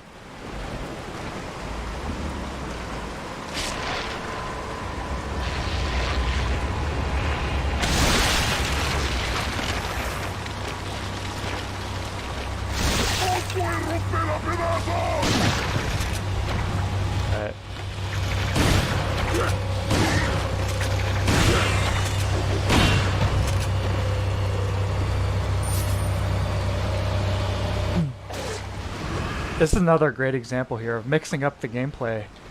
Where up until this point, it's like, yeah, no brainer, just aim for the head. No pun intended for all the enemies, but the repercussion of that and spawning these, like, you know, horrible tentacly bladed monsters is a really nice gameplay mix-up. If you don't mind me asking, what did you study in college, if anything? Do you have an art degree, or just read and get obsessed a lot? I have a bachelor's in a field of art, and I work in a relevant field. But I spent a lot of time looking at art and films, mostly just films in college, but yeah, that's my background.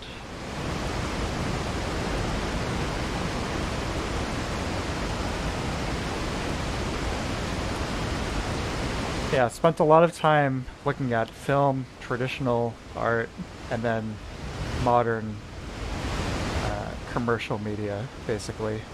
Both in terms of design trends, but then also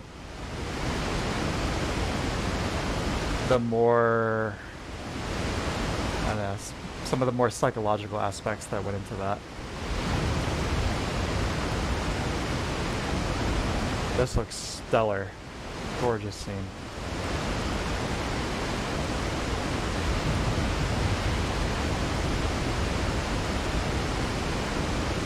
It's like one of the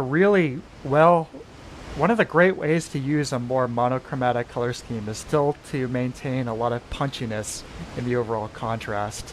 So bright whites, like we've got in these flames scattered throughout the environment here, and then pitch black as well, as we can see in this tree line in the background.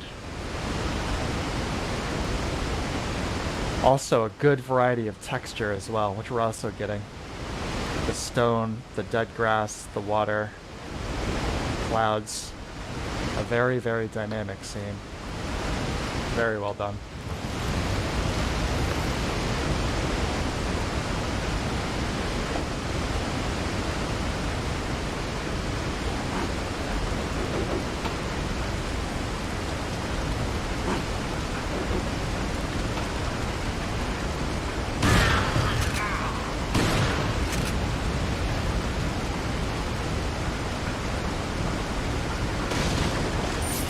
That'd be my biggest complaint about a lot of modern media stuff in general, both films and games, where it seems like there is both a lack of execution and just general technical awareness of the powers of dynamic lighting. Just like I feel like everything, a lot of stuff these days, especially in the mainstream space, just feels kind of washed out, not punchy. Not everything, but quite a bit. True, by the way, have you checked out the Dark Crystal? No, I haven't. Since you've been practical effects and stuff, pup working is great. No, it's always been on my list of stuff to check out, but I haven't actually watched it yet.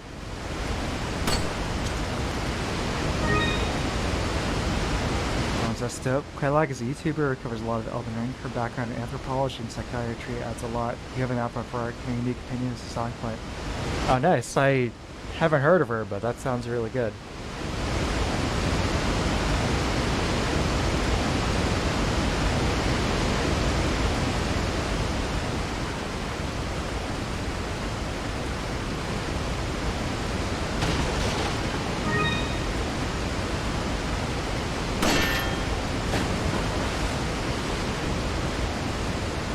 A lot of my what I try to do is try to fill in a gap in terms of what I perceive as a lack of making more real-world connections or influences with quite a bit of this material. Like with the Souls games, the lore and all that stuff is really interesting for sure, but then in terms of kind of making the connections to why some of these aesthetic decisions were made, is a big one. And it's crazy too, because some of these are very, very big things. Like for me, something that I'd only recently begun to check out are the Studio Ghibli, or the Hayao Miyazaki films. I watched, Nausicaa for the first time about a month ago, and I was absolutely blown away, not by just the quality of the film itself, but in terms of all of these things that I recognized as having been an inspiration from it.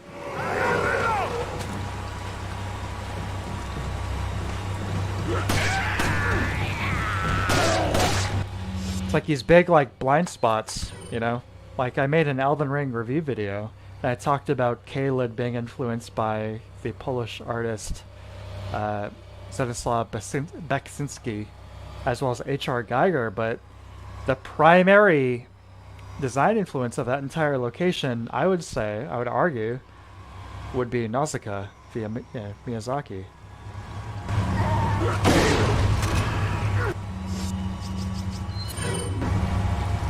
It just goes to show, even when you think you know what you're talking about, you may be wildly off the mark, or have a big missing piece of information there.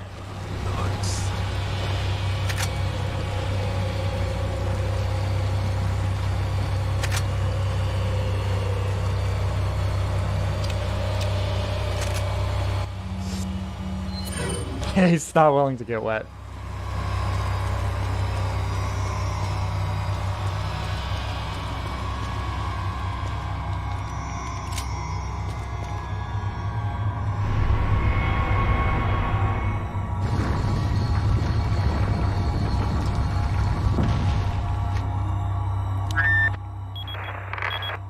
I've obtained an object that resembles the cult group's insignia. Wonderful, Leon. Head back to the church. Ashley's safety is our immediate priority. Speaking of getting wet, so on Friday, as I mentioned in the Discord, so you're supposed to be, do our film stream, but I didn't have power for the majority of the day. We had an insane storm here. Really intense. Lots of rain, lots of wind. I spent most of the day reading, but occasionally running outside to do things like, oh, my grill flipped over. My grill with a full propane tank has somehow flipped over because of the sheer force of these winds. Let me go make sure that this isn't about to explode.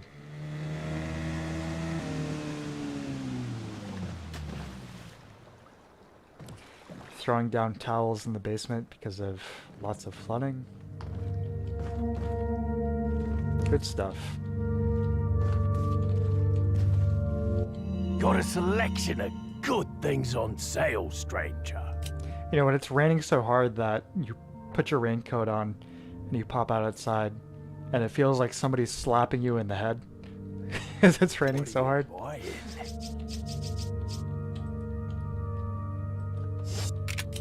What are you buying? Is that... Thank you. What are you selling? Is that all, stranger? Is that all, stranger?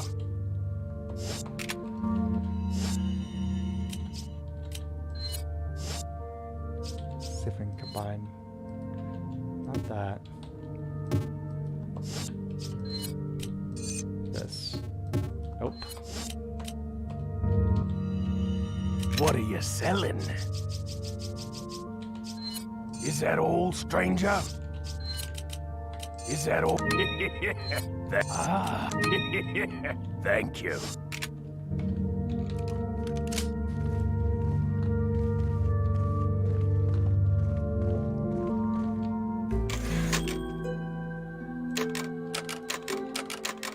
Huh. It's weird.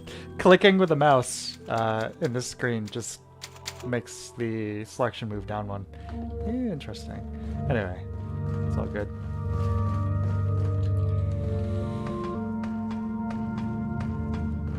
Yeah, I mean, you guys know how I feel. Games I'm looking forward to. Yeah, same troop. Dragon's Dogma 2, Metroid Prime 4, Armored Core 6, or whatever it's going to be, I suppose. I mean, that's probably a pretty safe bet.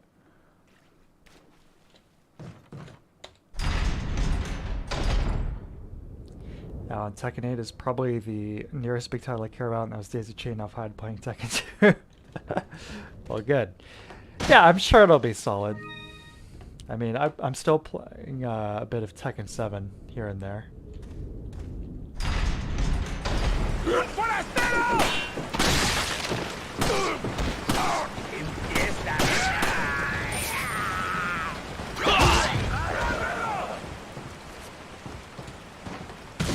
It's on the load in the Discord. That look interesting. Yeah, feel free. Please do.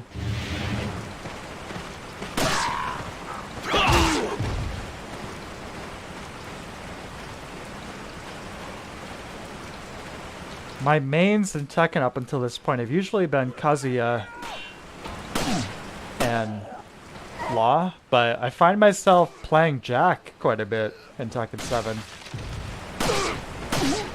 I'm by no means like a great Tekken player, but I'm doing some damage.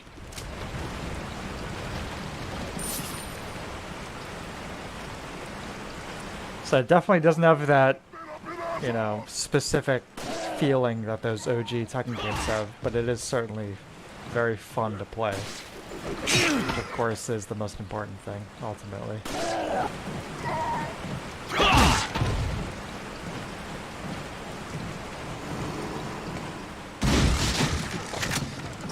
Oh. Snake.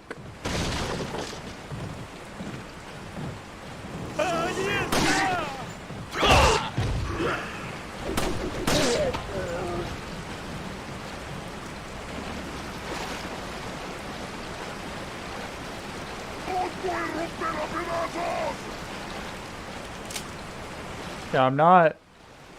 I was never really into. I had never really played Virtua Fighter at all before those had come out. At all. I mean, at the time, or really anytime remotely close to the release date, but playing a bit of Virtua Fighter 2 on a Saturn. Oh my god. That's been great fun.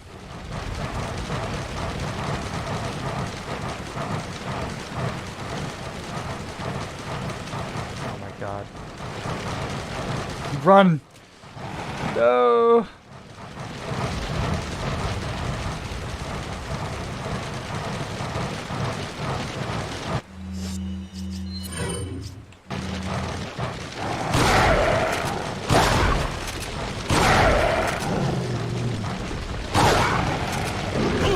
So, Troop, I hope you're recognizing the, Thing influence now, seeing these dogs with the disgusting tentacles flying around. It's just straight up like, oh yeah, we watched the Thing.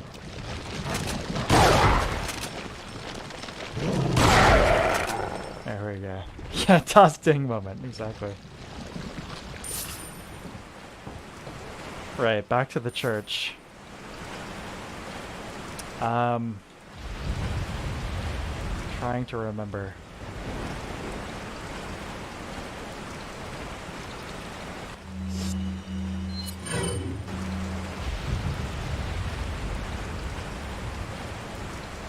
Back up this way.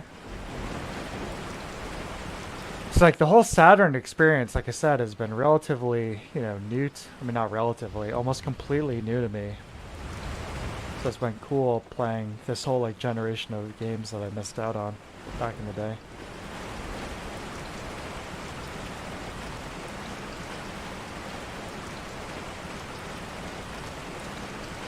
You know, some people level kind of like a, I might even done it myself, like a genericism about the designs of Virtua Fighter, but there's a purity there which I think is really cool.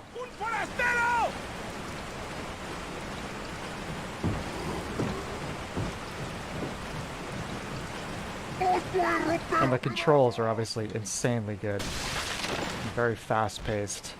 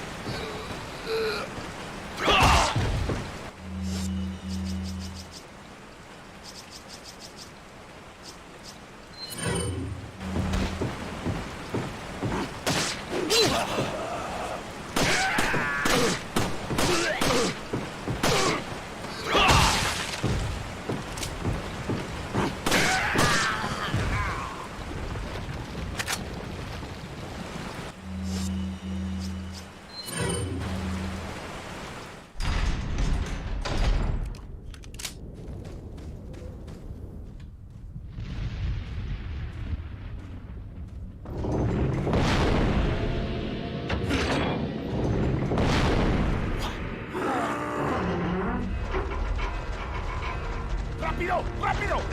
¡Rápido! ¡Anda! ¡Usa los músculos! ¡Rápido! ¡Apúrense! ¡Por aquí!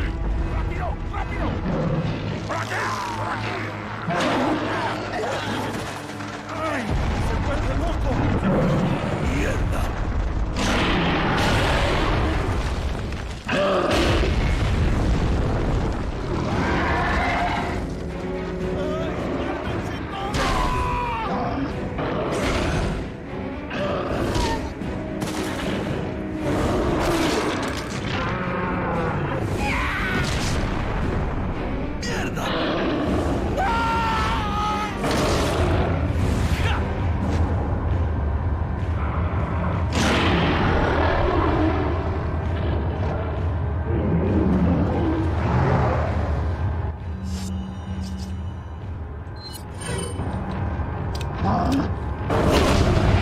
Ouch.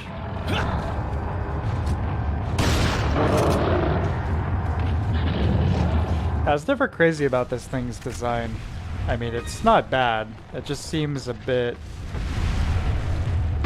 maybe generic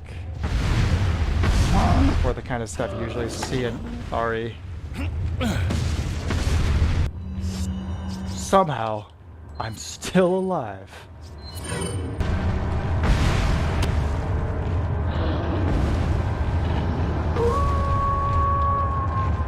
Yes! Hey, it's that dog. Hey, it's that dog. Lines that will live in infamy.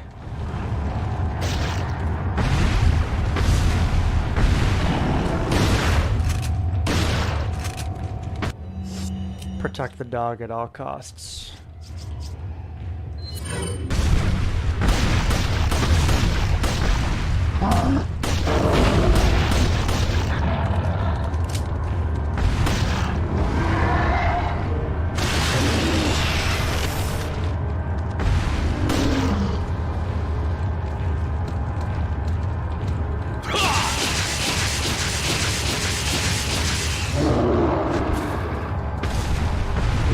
Wolves on packs. I need to play Dragon's Dogma again. I'm saying that for months, but I really need to.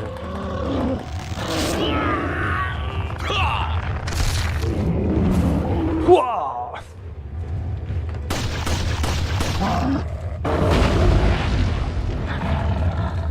Get in there, doggy.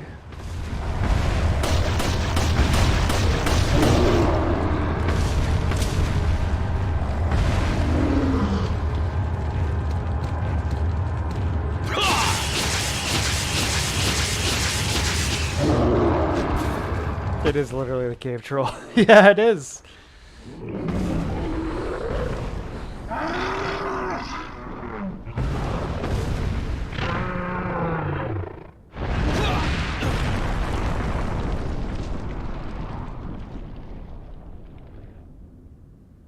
Poor guy.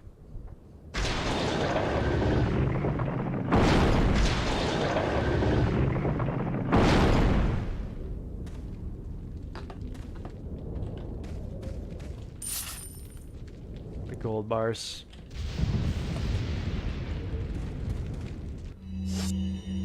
Oh, almost dead. I do have this. Random. I still got plenty of ammo.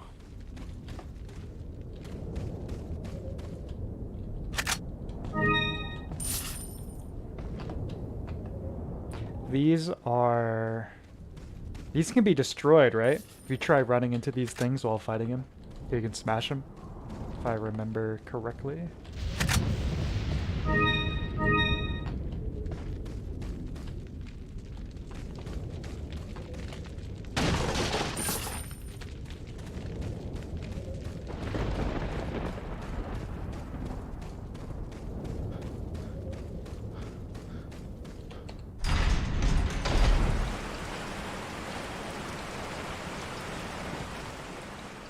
Wrong way.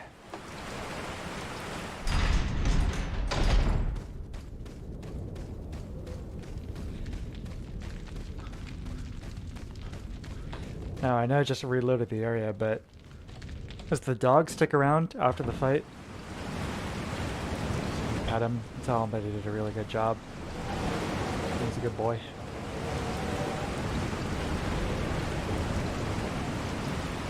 Impeccable atmosphere here. Well done.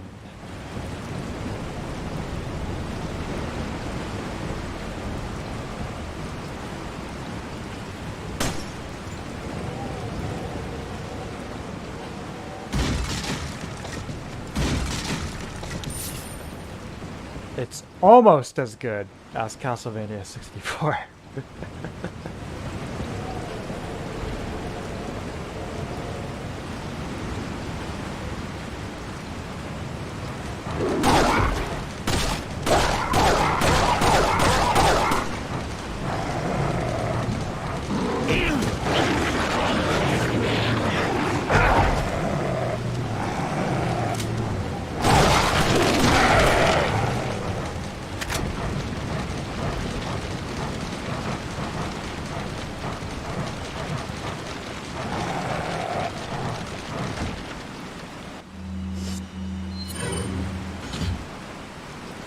Going back to Haunted Ground.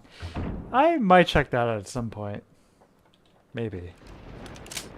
It seems like a better sequel to Clock Tower than basically anything since the first game on the Super Nintendo.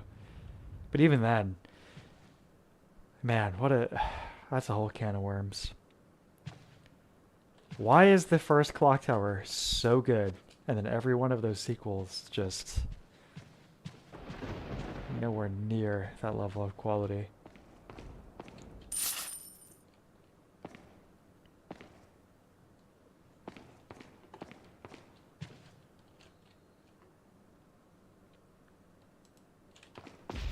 That Super Nintendo game is genuinely a creepy, very well executed, both from a art design and a gameplay design perspective, experience.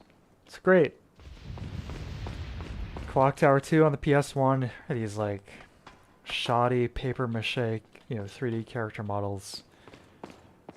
Even beyond that, just like the concepts within the game itself are not nearly as good. The controls are way sloppier. And it's just, I don't know.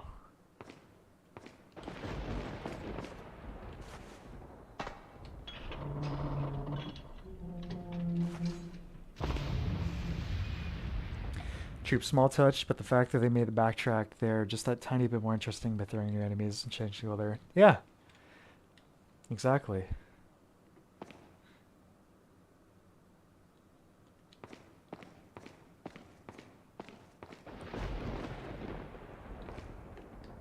A great concept of game design to be applied is maintaining your fundamentals for whatever your chosen game is, but then just consistently adding the variety here.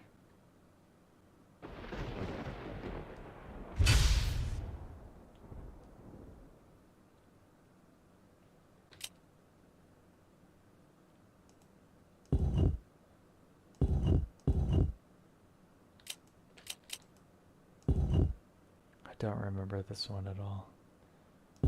Okay.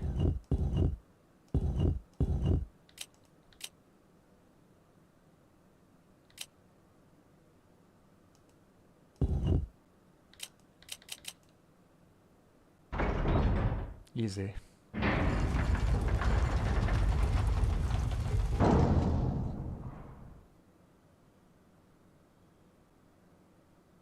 My controller inclination. I think the important thing is that the control scheme should serve whatever the intended... I mean, this is an incredibly obvious statement, but the control scheme should serve whatever the intentions of gameplay are. In this particular game, Leon is supposed to be a highly trained professional, shooter man. So both the controller controls function in that regard because they're so well executed, but then mouse and keyboard kicks that up even a further notch. The section with the lake felt a bit messed up controlling it with the mouse, but otherwise, it's really solid.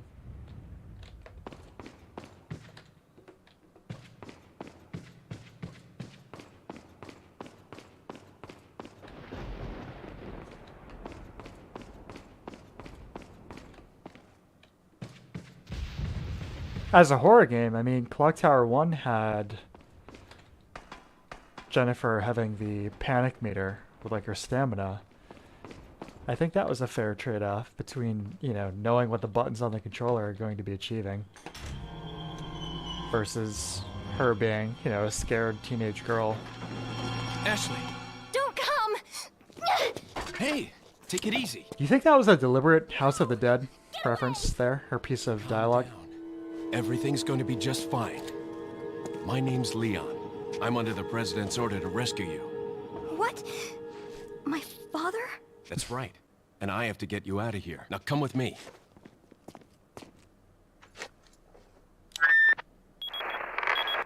It's Leon. I've succeeded in extricating my subject. Good work, Leon. I'll send a chopper over right away. Where's the extraction point? There's another trail that you can take to get out of the village. The chopper will pick you up beyond there. Got it. I'm on my way. I will say, something that is a bit of a strange aesthetic choice, or maybe lack of consideration, is that within those little codec calls, both Hunnigan and Leon, I mean, basically anyone he's talking to still have the same exact background behind them.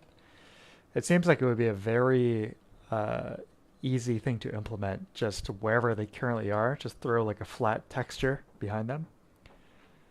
You know, she'd have the office and he can just be wherever. It can just be like a, you know, bunch of wood, like we're seeing here in this screenshot, or whatever, but I think that would have added a bit.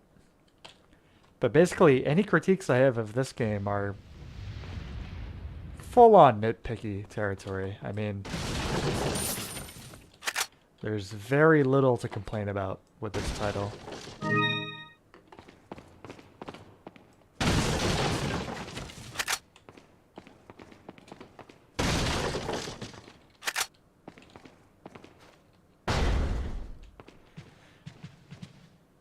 I think anytime you're reviewing anything, the primary thing you should be looking at is intention versus execution.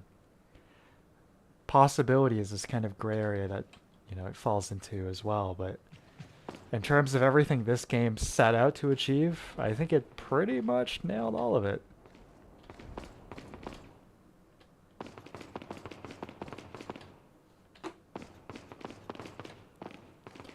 Do I know about the Ashley skirt Easter egg? Yes, because when I played this game, I was 14. So yes, I am aware.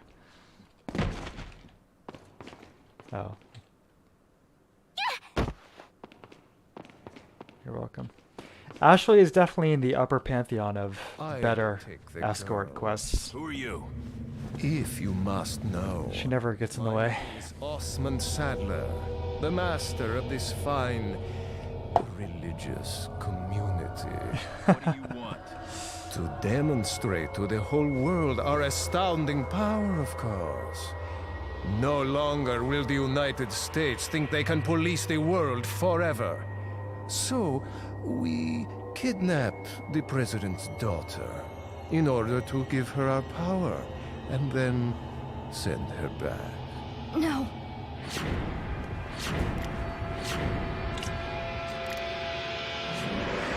Leon, I think they shot something in my neck. What did you do to her?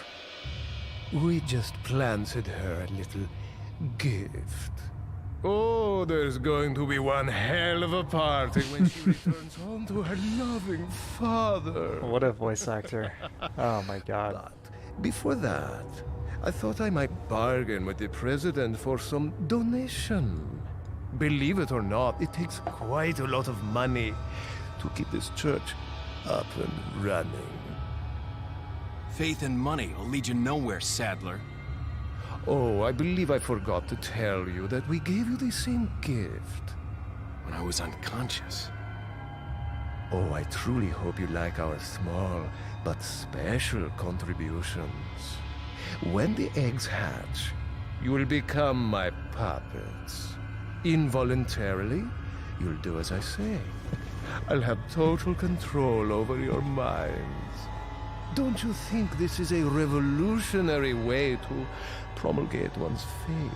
Sounds more like an alien invasion if you ask me.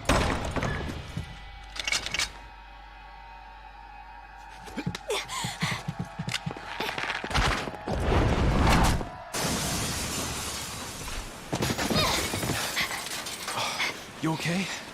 Leon, what's gonna happen to us? Don't worry. We got into this mess. We can get out of it. Excellent. Yes. True. The only complaints I'd agree would be the Allen. Like I said, I'd get the attention, but the game could wrap to Baylor. Yeah, I'd agree. I think the general consensus of this game is that the Allen is a bit unnecessary. It's just like, you've had this delicious meal. You've had this 5-course dinner, and they come back with one more plate. You're already full. You're good. But here's just a few more bites.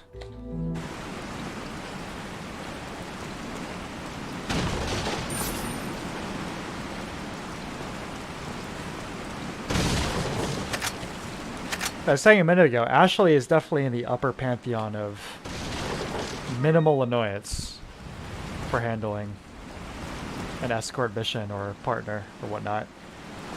Her AI is really good. She gets, I mean, look at that. Ducks out of the way. She's good.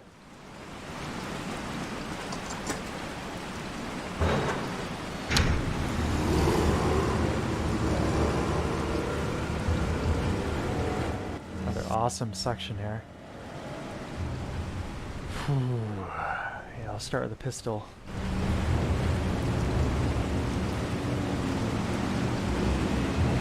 Leon, shoot those barrels on that wagon!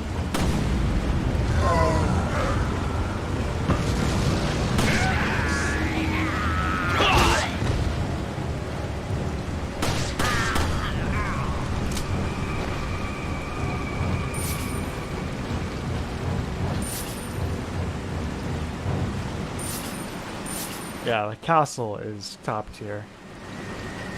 Game definitely peaks there. Other than maybe these sections right here. But it definitely maintains a very high level of quality all the way through.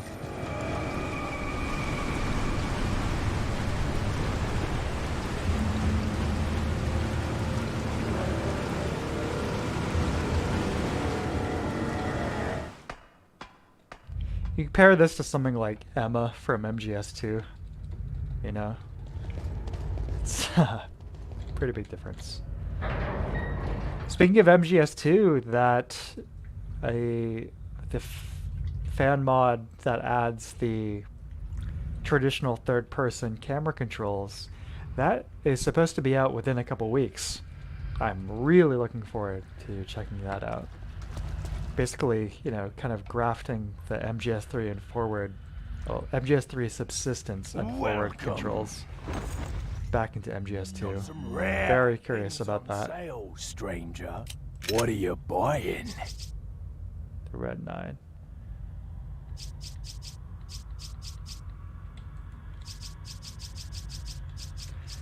I'll take some first aid. Is that all, strange? Is that all, strange? Sure. Thank you. What are you buying?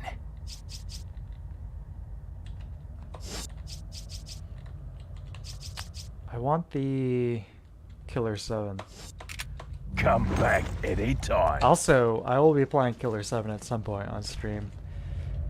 I don't know if, does that fall into the category of horror streams? I had that on my list of games, like potential games to play this month. It's definitely pretty spooky occasionally, but is that a horror game? I mean, it's not any less of a horror game than RE4 here, so I don't know. I might play this. I might play that this month, but if not, definitely soon.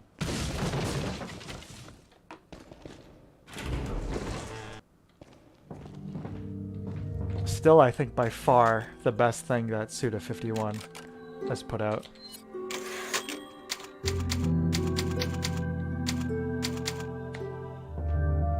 It's those red lights you can shoot, by the way. Okay.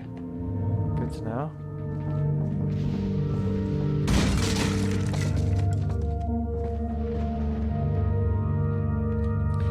Like, the fact that Ashley is kind of glued to Leon's back while you're aiming here. Another great touch. It's being very considerate of the player.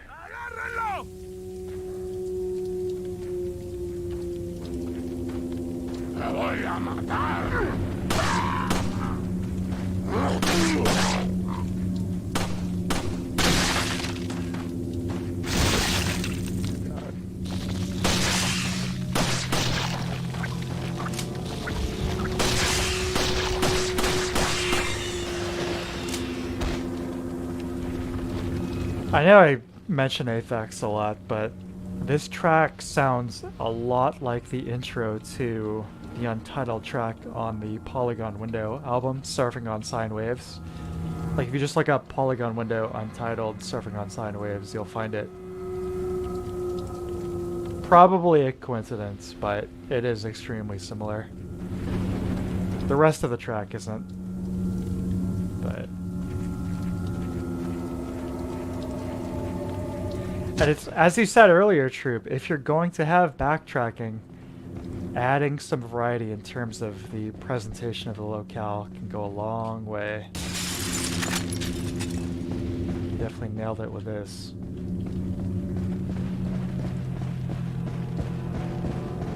Again, similar with Devil May Cry.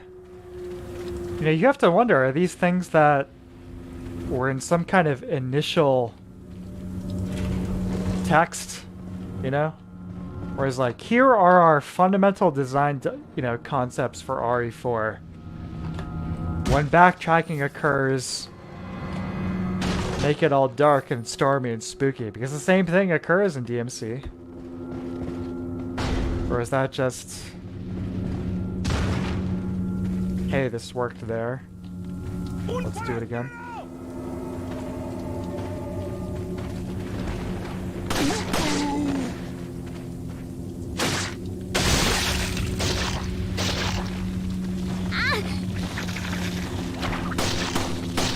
Nice job, Ashley. You get out of the way of that thing.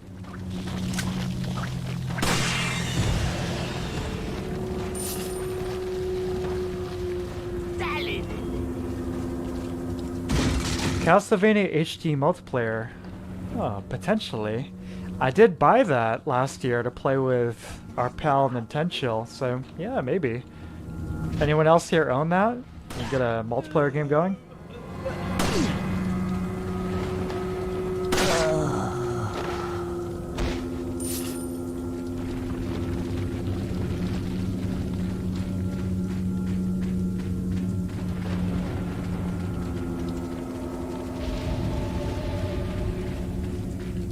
Boarded it up. Okay. PC port too, unofficial. Oh, interesting, I didn't know that. Yeah, I've got it on the Xbox. Yeah, maybe we'll get that going.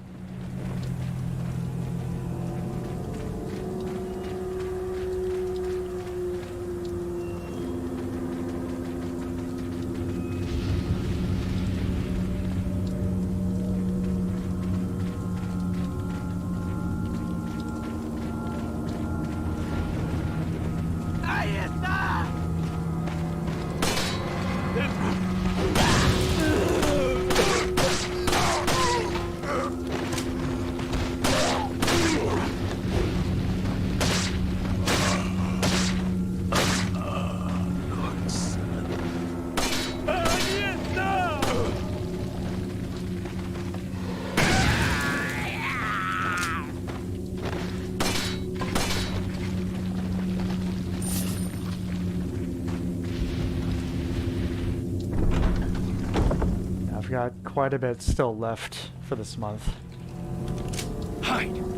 hop in there, Ashley. Un forastero!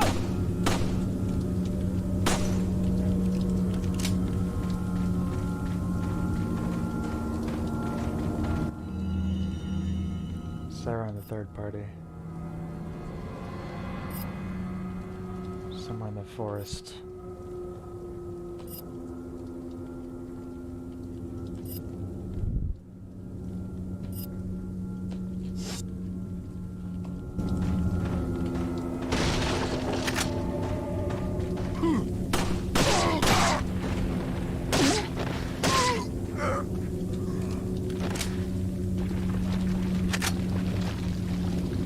Ashley, you can hop out of there, actually. We're good. Ashley?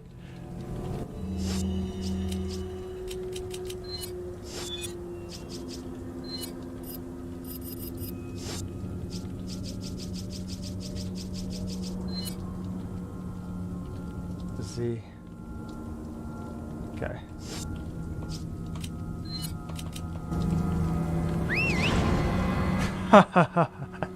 There we go.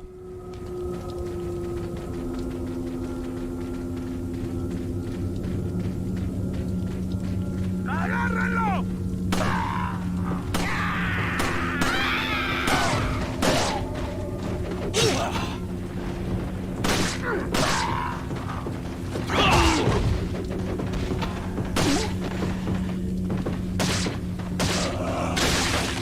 Oh shit.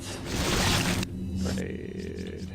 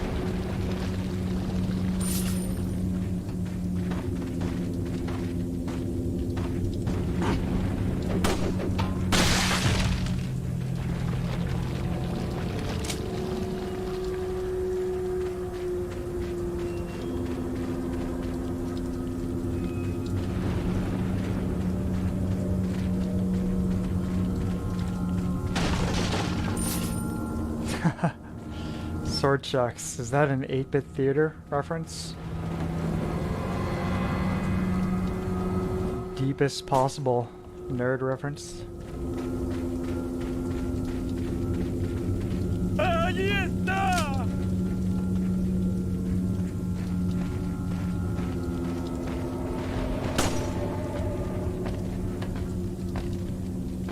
That's right. Yeah. Props, my man. I haven't checked in on Brian, what's his name, Brian Clevenger, in a long time. He wrote a few novels after 8-bit theater.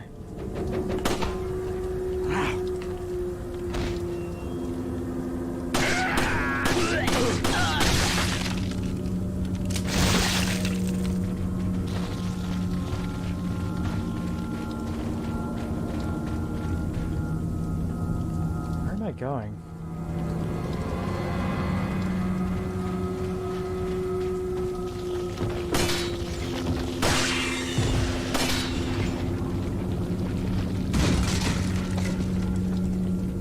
Yeah, he's actually got some proper printed works out there.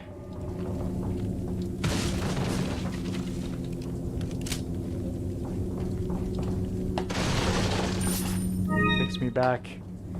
My mom worked at this insurance company back then in a print room, so sometimes I'd go in there and I'd utilize these big industrial printers to print out like video game walkthroughs from like GameFAQs and whatnot, but also sometimes stuff like 8-bit theater.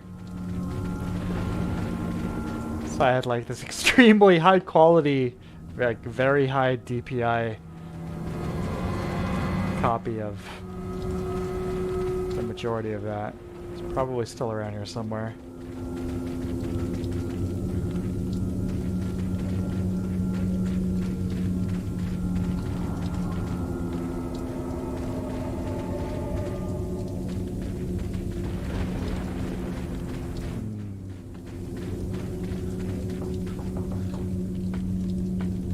There's an herb down there.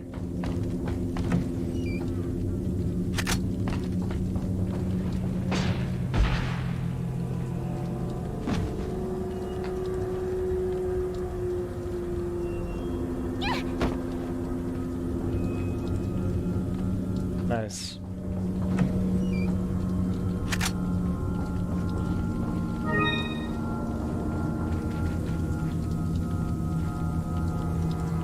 It is up there.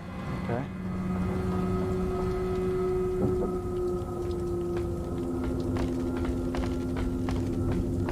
Through the window.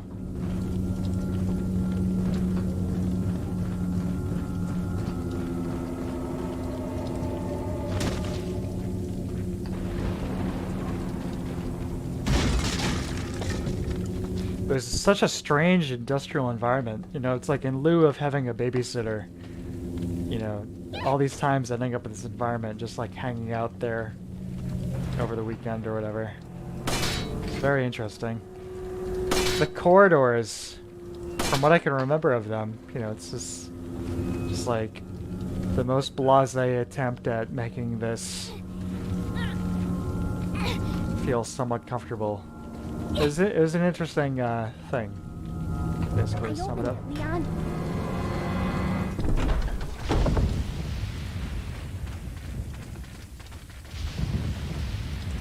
Welcome. Again, the blue torch is basically, hey, don't shoot this guy in the face. Things on sale, stranger. That's the interaction you're having with 99% of these characters, so you see my blue torch here. What are Please you don't shoot me buying? in the head. The Punisher. I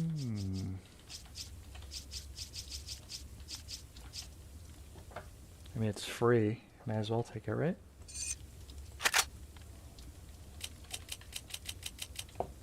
Is this actually good? Is this better than the handgun? Thank you. What are you buying? 1.4.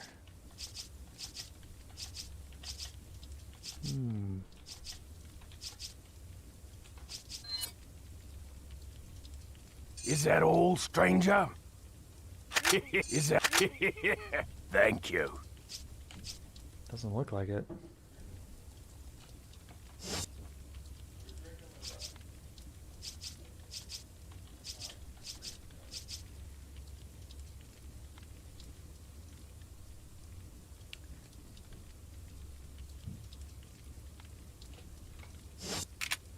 What are you selling? Let me sell you back the gun you just gave me. How about that?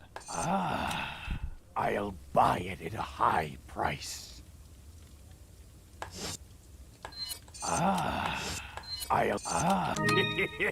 Thank you. What are you buying? Is that all? Is that...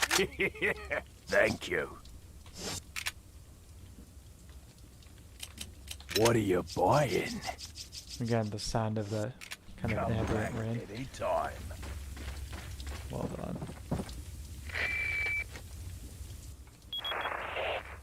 Leon, I have some bad news. I'd rather not hear it. Well, I'm afraid I have to tell you anyway. We've lost contact with the chopper. Someone must have shot it down, though we can't determine who. Great. We're prepping another chopper for you. Meanwhile, I want you to head towards the extraction point. Got it.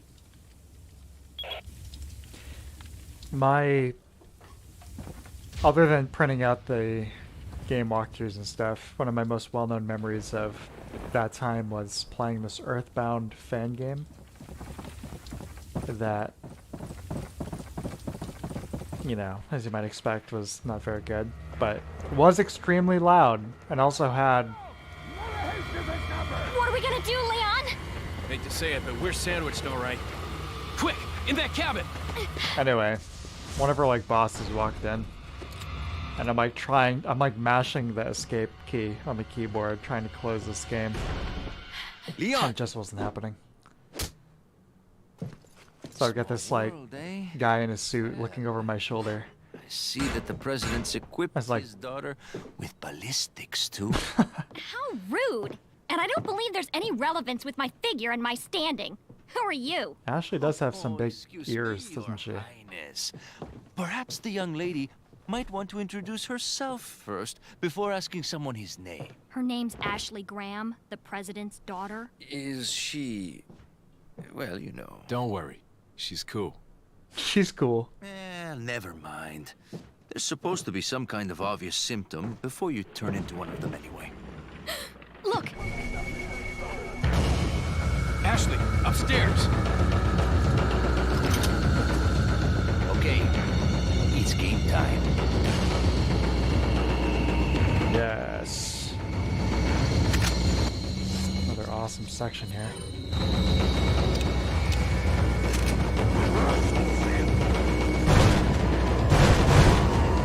Too far! Too far, Leon! There you go.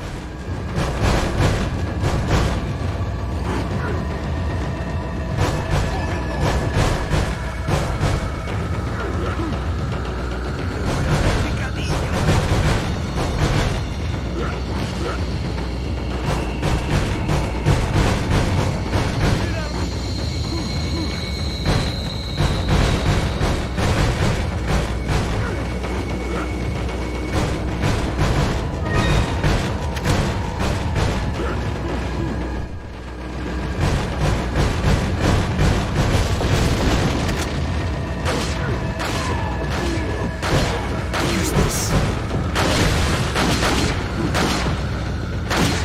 Use this.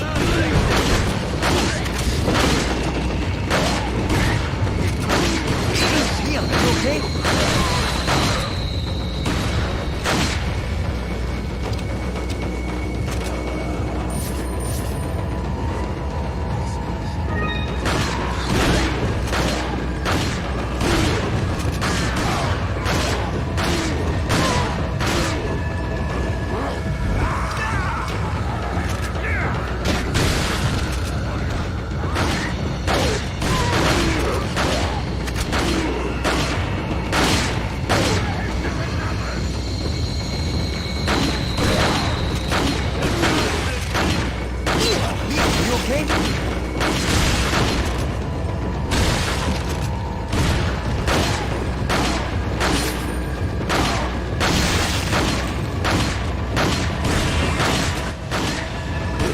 Grenade for chopping wood, starting a fire.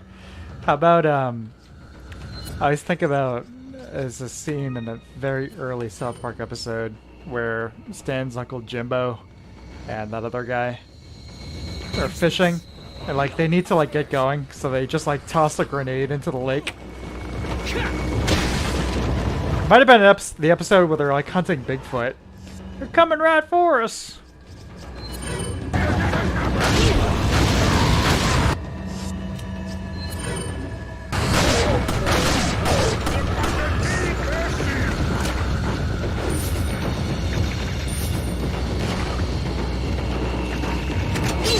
And Jimbo, yeah.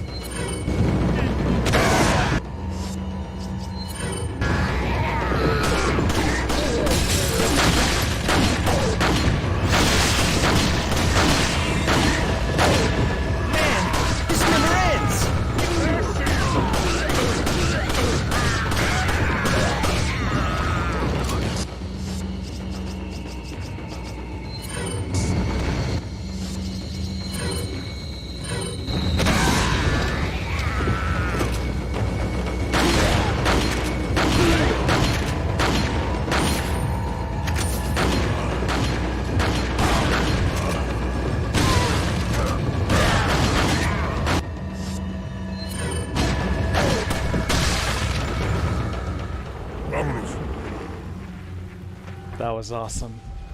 That was a phenomenal gameplay segment. Looks like they're backing off. Oh, man. What do we do now? The Excellent. bridge I crossed to get here's out.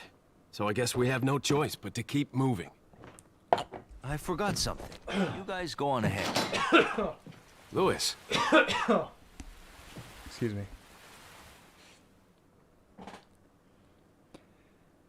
Yes, save.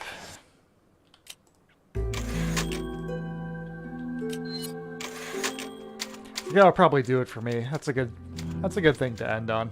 That was an incredible little set piece right there. So yeah, let's see. Just save the game. And I'm gonna call it a night. It's been a real treat revisiting this game. It's even better than I remember. Obviously, it has the reputation of being one of the finest games ever made, one of the best reviewed and most popular. You don't always get the combination of the two, but this game falls in that rare territory. Quality game. Not only that, but playing it like this, wonderfully and faithfully updated with the HD Project mod texture pack. I mean, it's more than just a texture pack. They even remodeled some stuff and added some more. They did a wonderful job. By far the definitive way to play RE4. Gee, we're going to finish it off stream or stream it again. I'm not sure yet. We'll see. And similarly great music to action match the NGB Doku drums. I've been working on Master Ninja Eternal Legend. I'm still working on, well, to be honest, I'm still working on very hard Eternal Legend, but I'm trying to get to that. If I can get to Master Ninja Eternal Legend and finish it like probably a couple times and master it, then maybe I'll stream it, but that's another can of worms entirely. I don't know. I've got so many games going right now. I'm not sure what to play. I mean, just in these different streams I've started here, I still have to play through the rest of Eternal Darkness, Fear. I can't even remember what else. There are just so many games that I've got installed on my computer right now and elsewhere that I've started. So we'll see. But yeah, masterpiece, RE4. Yeah, surprise! Resident Evil 4 is a great game. Who would have guessed? But holds up. It absolutely holds up. This game established the foundation for the modern third-person shooter, basically. I mean, it's insane. This came out in 2005, and from both a gameplay and graphical perspective, even without the HD texture pack, it holds up. But yeah, we'll see. I'm going to call it a night either way. Thank you guys for joining me on the stream, whether it was live or after the fact. I hope you enjoyed it. Hope I was able to sprinkle a little bit of stuff here and there, some thoughtful commentary, and if not, just to enjoy this masterpiece game as it is. But thanks again. I hope you all have a fantastic rest of your evening, a great rest of your week, and watch out for this Wednesday at 5 p.m. Eastern Standard Time, and I'll be back again, either with this or another Halloween-esque game. And until then, thank you, take care, and adios. Farewell.